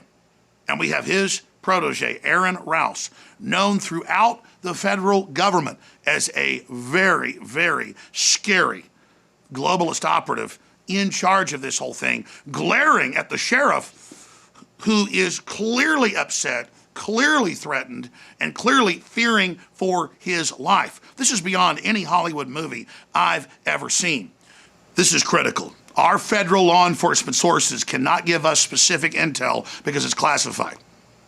But when pressed, they told me Aaron Rouse, just like his boss Mueller before, covered up Islamic connections to terror attacks here in America before, and basically ordered air marshals, FBI, you name it, to stop investigations. That's the info we've got, is that he is a specialist at covering up and basically enabling Islamic terror.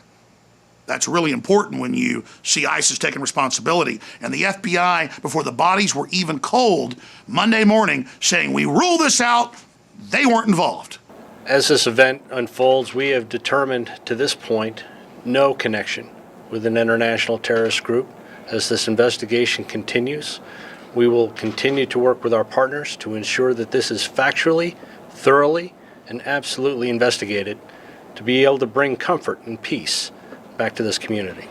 Ladies and gentlemen, from our intel, they weren't just involved, they ran the whole operation. And this was supposed to kick off an entire cascade of attacks. We know there's a cover-up. The question is, what is the cover-up of? There is no conspiracy between the FBI, between LVMPD, and the MGM. Nobody is attempting to hide anything. Reference this investigation. We know there's a cover-up.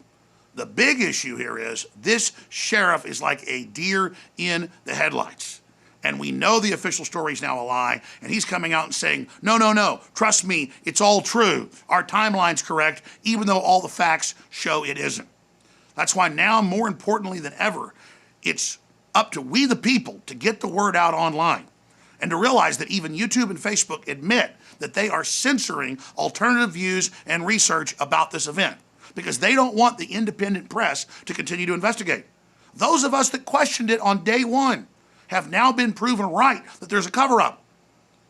That's why it's more important than ever that citizen journalists get involved now, especially knowing the corrupt history of the FBI, especially under the Clintons and Obama, of helping orchestrate and then cover up events like we just saw in Vegas. The good news is they were trying to use this ISIS attack to go after our Second Amendment, but because intrepid investigators and citizen journalists exposed it from day one, they've suddenly dropped all their gun control and want this story to go away. I know here at Infowars, we're not going to let it go away. And I know out there on the ground across this country, you're not going to let it go as well. I'm Alex Jones. If you're watching this transmission, you are the resistance. You need to pray for the sheriff because he's clearly crying out for help in all of his mannerisms, in all of his body language. And that head FBI agent in charge with his background and his MO is clearly there intimidating him and controlling what comes out. It's time for the American people to stand up and demand the truth. We're still facing a lot of corrupt forces that are dug in and entrenched. But the good news is, in 2017, everybody's got a camera and people are documenting. And there's no way when you do something in public like this to cover it up.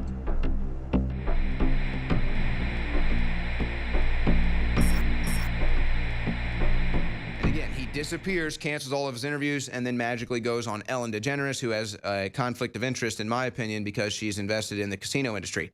MGM employees and Campos family under a confirmed gag order.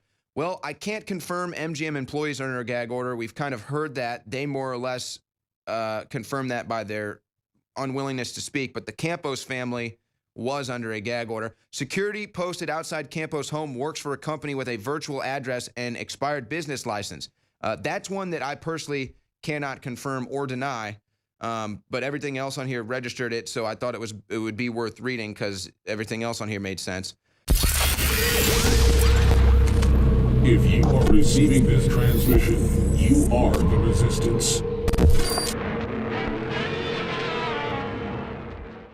Welcome back to the War Room. Roger Stone has signed off for today. I am now taking over, your host, Owen Schroyer. The War Room is live 3 to 6 p.m. Central weekdays at warroom.show. That's where you can find all of our content at warroom.show. Follow us on Twitter at warroomshow, and you can find all of Infowars content, all 10 hours of live broadcasting a day at infowars.com/show. I wasn't sure where I was going to start. I've got stacks of news here.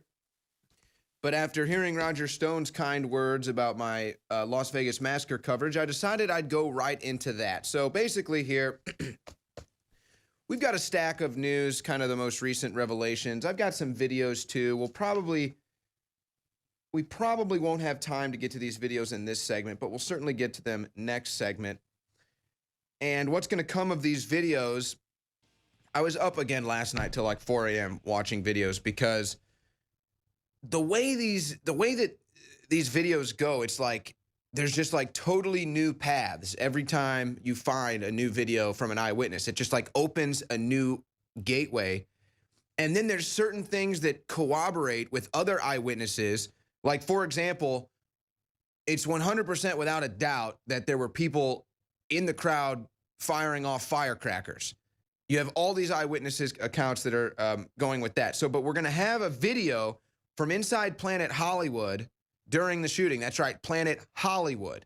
Nobody's talking about Planet Hollywood, which is on the complete opposite side from the concert venue as Mandalay Bay. And some shocking footage coming from that, as well as a woman's eyewitness report. Now, this was over an hour long, this video on YouTube. I'll share that video, but we won't be able to play all of it for obvious reasons. But you've got Jesus Campos, who rises again and magically appears on Ellen DeGeneres, who might have a conflict of interest there. But before we get into that, I found this on Twitter. And you know what? I'm sorry to the person who originally put these 20 questions up. Vegas Anomalies, 20 questions. You guys, if you want to do a dot cam here. But I've kind of done my own little editing of this, and I added a few questions. So here's what I'm going to do. I'm going to go down this list, which I have now compiled to 29 anomalies / questions coming out of the Vegas Massacre, of which the FBI claims that they're having a good progress in their investigation, but yet everybody paying attention to this is like, wait a second, there's been no progress at all. You're changing your timeline, but that's pretty much the only progress. So here are 29 Vegas questions / anomalies. The official timeline has changed numerous times, as well as the dates that Paddock arrived. So why is the timeline changing? Why are the dates that he arrived being changed as well? By the end of the first week, the largest mass shooting in modern American history had disappeared from mainstream television media. That's pretty much correct. Nobody's talking about this on TV news anymore. In fact, I thought that Sean Hannity was going to be covering more of this. He's pretty much stopped covering it. Now he is trying to break the Russian collusion with Clinton and Obama administration.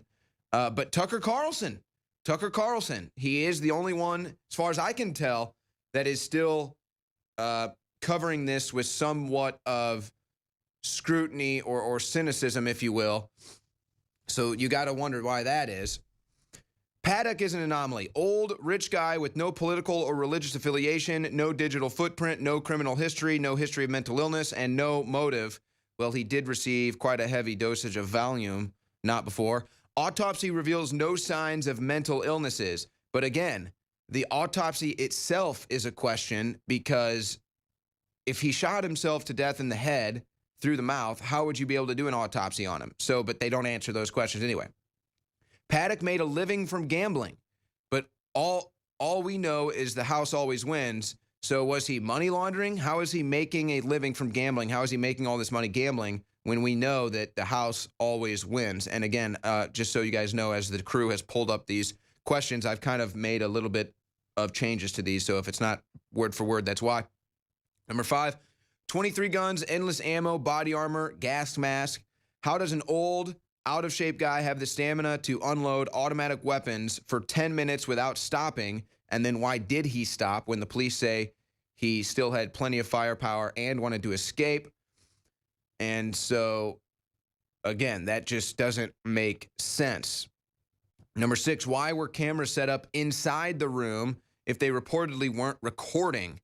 And why were camera feeds going to the second room as well? And really, we're getting no answers on anything from the second room. Ballistics, how many guns were actually used? A great question. We have no answers. You'd think they'd be able to figure this out. But how about ballistics from the concert area? Such as damage from bullets to the police cars, to the ground, to the structures, any bullets that might have been found at the scene. We get nothing of that. And this is another thing I learned when I was going through all of this other video that I hadn't learned yet. They had that venue and the entire Vegas Strip locked down. You couldn't set foot on the Vegas Strip from about 11 p.m. to about 5 a.m. the next day. They pretty much had it entirely locked down. And then once they reopened it, you still could not go into that area. Paddock's house burglarized in the midst of the largest investigation in America, and the Las Vegas Police Department and the FBI have no leads. Why weren't they guarding that house in the first place? Jesus Campos is an anomaly. Employment history scrubbed from Mandalay Bay. No credentials to be a security guard in Nevada. magically dodged 199 bullets, but somehow was only grazed by one, disappears from all his previously scheduled TV interviews, and then reappears on Ellen DeGeneres, who has interest in the casino industry. Also, again, this was broke by Laura Loomer. It's so crazy. It's like I'm just waiting to see where the dust settles on this. But shares a social security number with Jesus Quintero, possibly an illegal immigrant. And don't forget about the woman who walked around telling people they were all going to die before the shooting happened. And again, he disappears, cancels all of his interviews, and then magically goes on Ellen DeGeneres, who has a conflict of interest, in my opinion, because she's invested in the casino industry. MGM employees and Campos family under a confirmed gag order.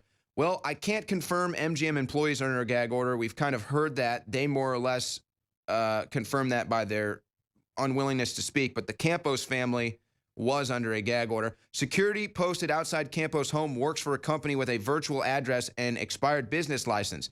That's one that I personally cannot confirm or deny, but everything else on here registered it, so I thought it would be worth reading because everything else on here made sense.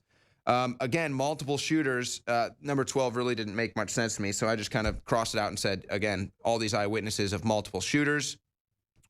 13, former Mandalay Bay security guard claims hotel does not have door alarms. Those are multiple former security guards, including multiple eyewitness reports from Mandalay Bay that confirm that those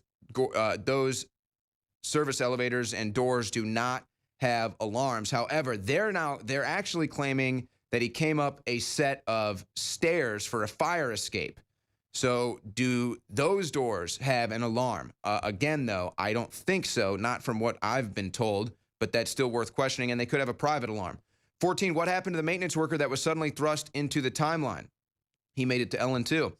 Who accessed the service elevator? Because that's what they were claiming was used, and they do have surveillance from that elevator. Photos leaked day after shooting had no evidence markers, which suggests they were taken before CSI arrived. Why? And why has nothing else leaked? Why were crime scene photos leaked, but no surveillance footage leaked, or nothing from the other room?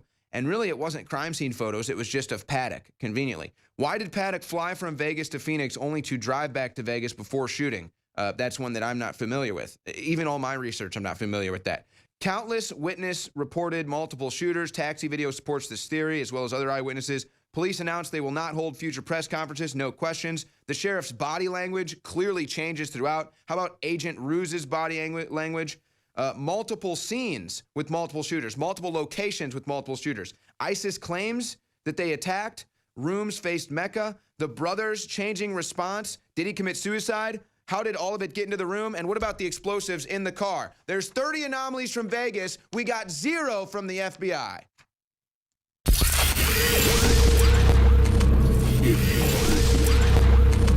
If you are receiving this transmission, you are the resistance.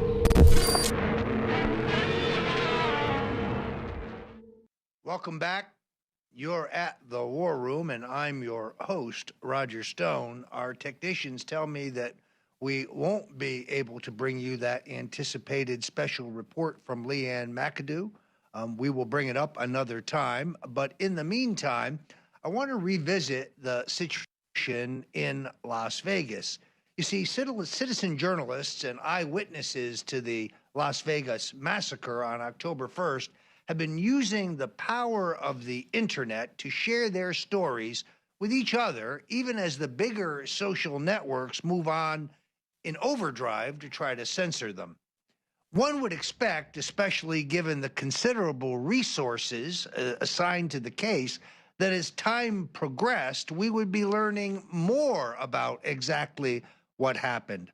Sadly, this has not been the case. Narrative after narrative have been proffered, and one by one they are poked full of holes by video, audio, and eyewitness accounts captured on the scene.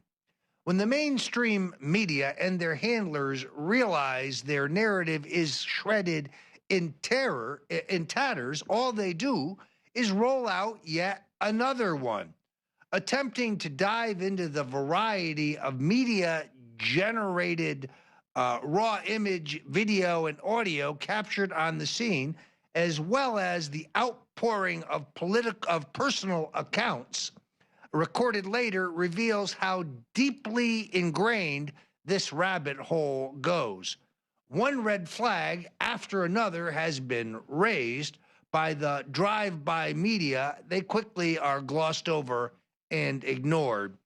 Today we're going to talk about guns and money. Almost immediately after the shooting, Eric Paddock, the brother attributed to lone wolf Stephen Paddock, told the Washington Post that his brother only owned 5 guns, didn't hunt, and rarely shot his weapons. According to law enforcement reports released the day after the incident, some 23 guns were found in Paddock's Mandalay Bay suite, some of which had been converted, as we now know, to be fully automatic. It turns out that Eric didn't know his brother very well because in just the last year, Stephen Paddock had purchased at least 33 firearms in the one-year period from October 2016 until the actual day of the shootings. We say at least 33 because ATF, the Department of Alcohol, Tobacco, and Firearms within the U.S. Justice Department, had only searched the records of Nevada, Utah, California, and Texas to try to get hip to Stephen Paddock's gun purchasing productivities. If Paddock had done mass purchases of weapons in other states, well, we might easily have missed those firearms acquisitions.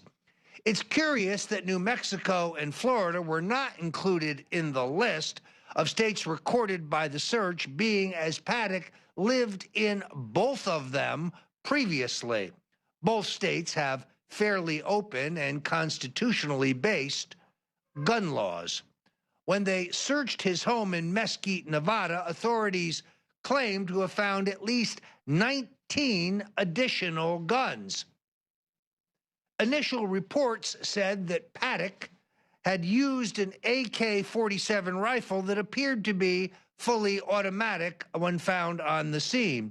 It was unknown if the weapon was of military grade, had built-in auto fire, or whether it had been modified.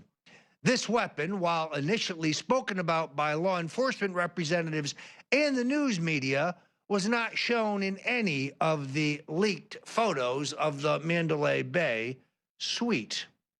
Later reports attributed the automatic nature of machine gun fire as coming from bump stocks, which are also called a slide fire stock, that were attached to at least some of Paddock's guns.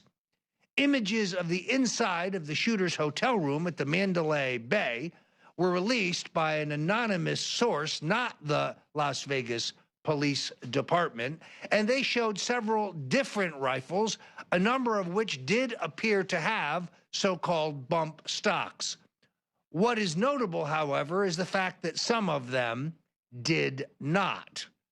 While not specifically related to the guns, while mentioning the pictures from inside the shooter's Mandalay Bay suite, it's important to note the image of the shooter himself, who appeared to be shot in the head and lying in a pool of his own blood.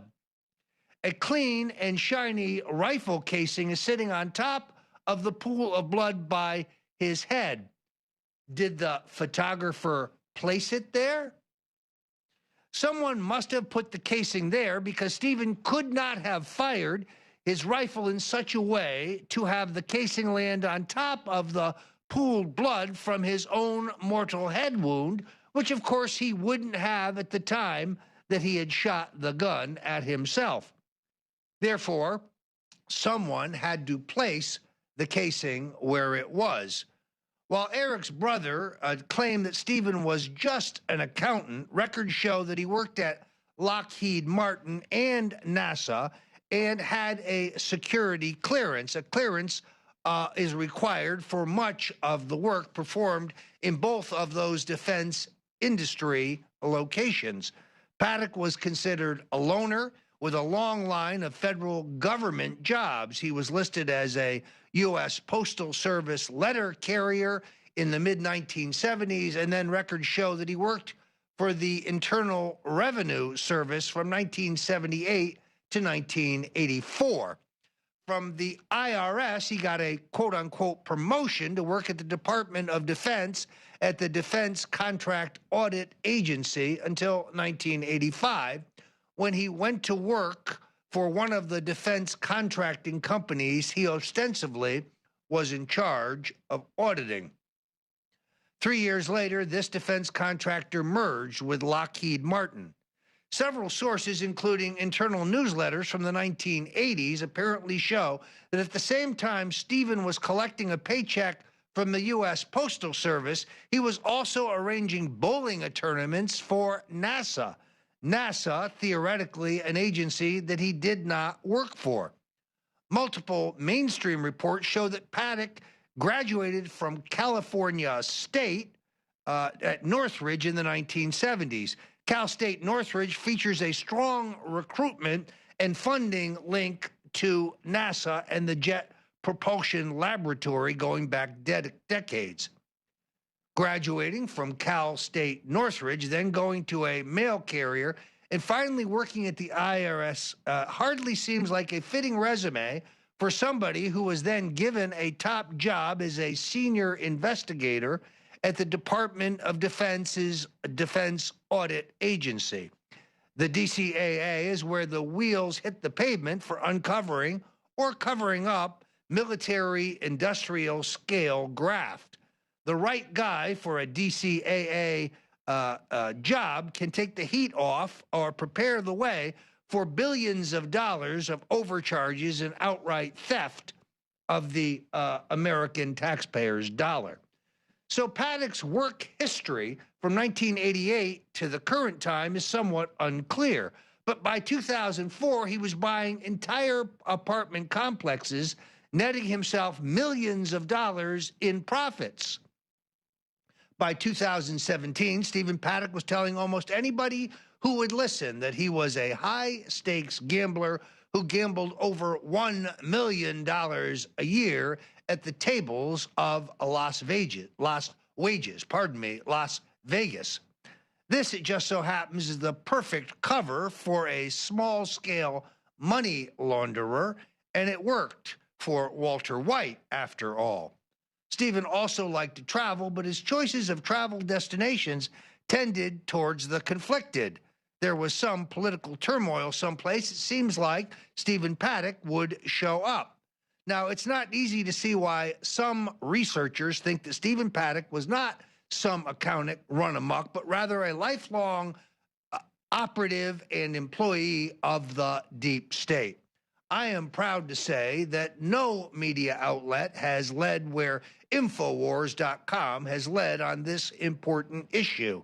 We still don't have the truth about what happened in Las Vegas, but we here at Infowars will not get distracted. We will not move on to the next story. We intend to stay on this one until we get what Alex Jones demands: the truth.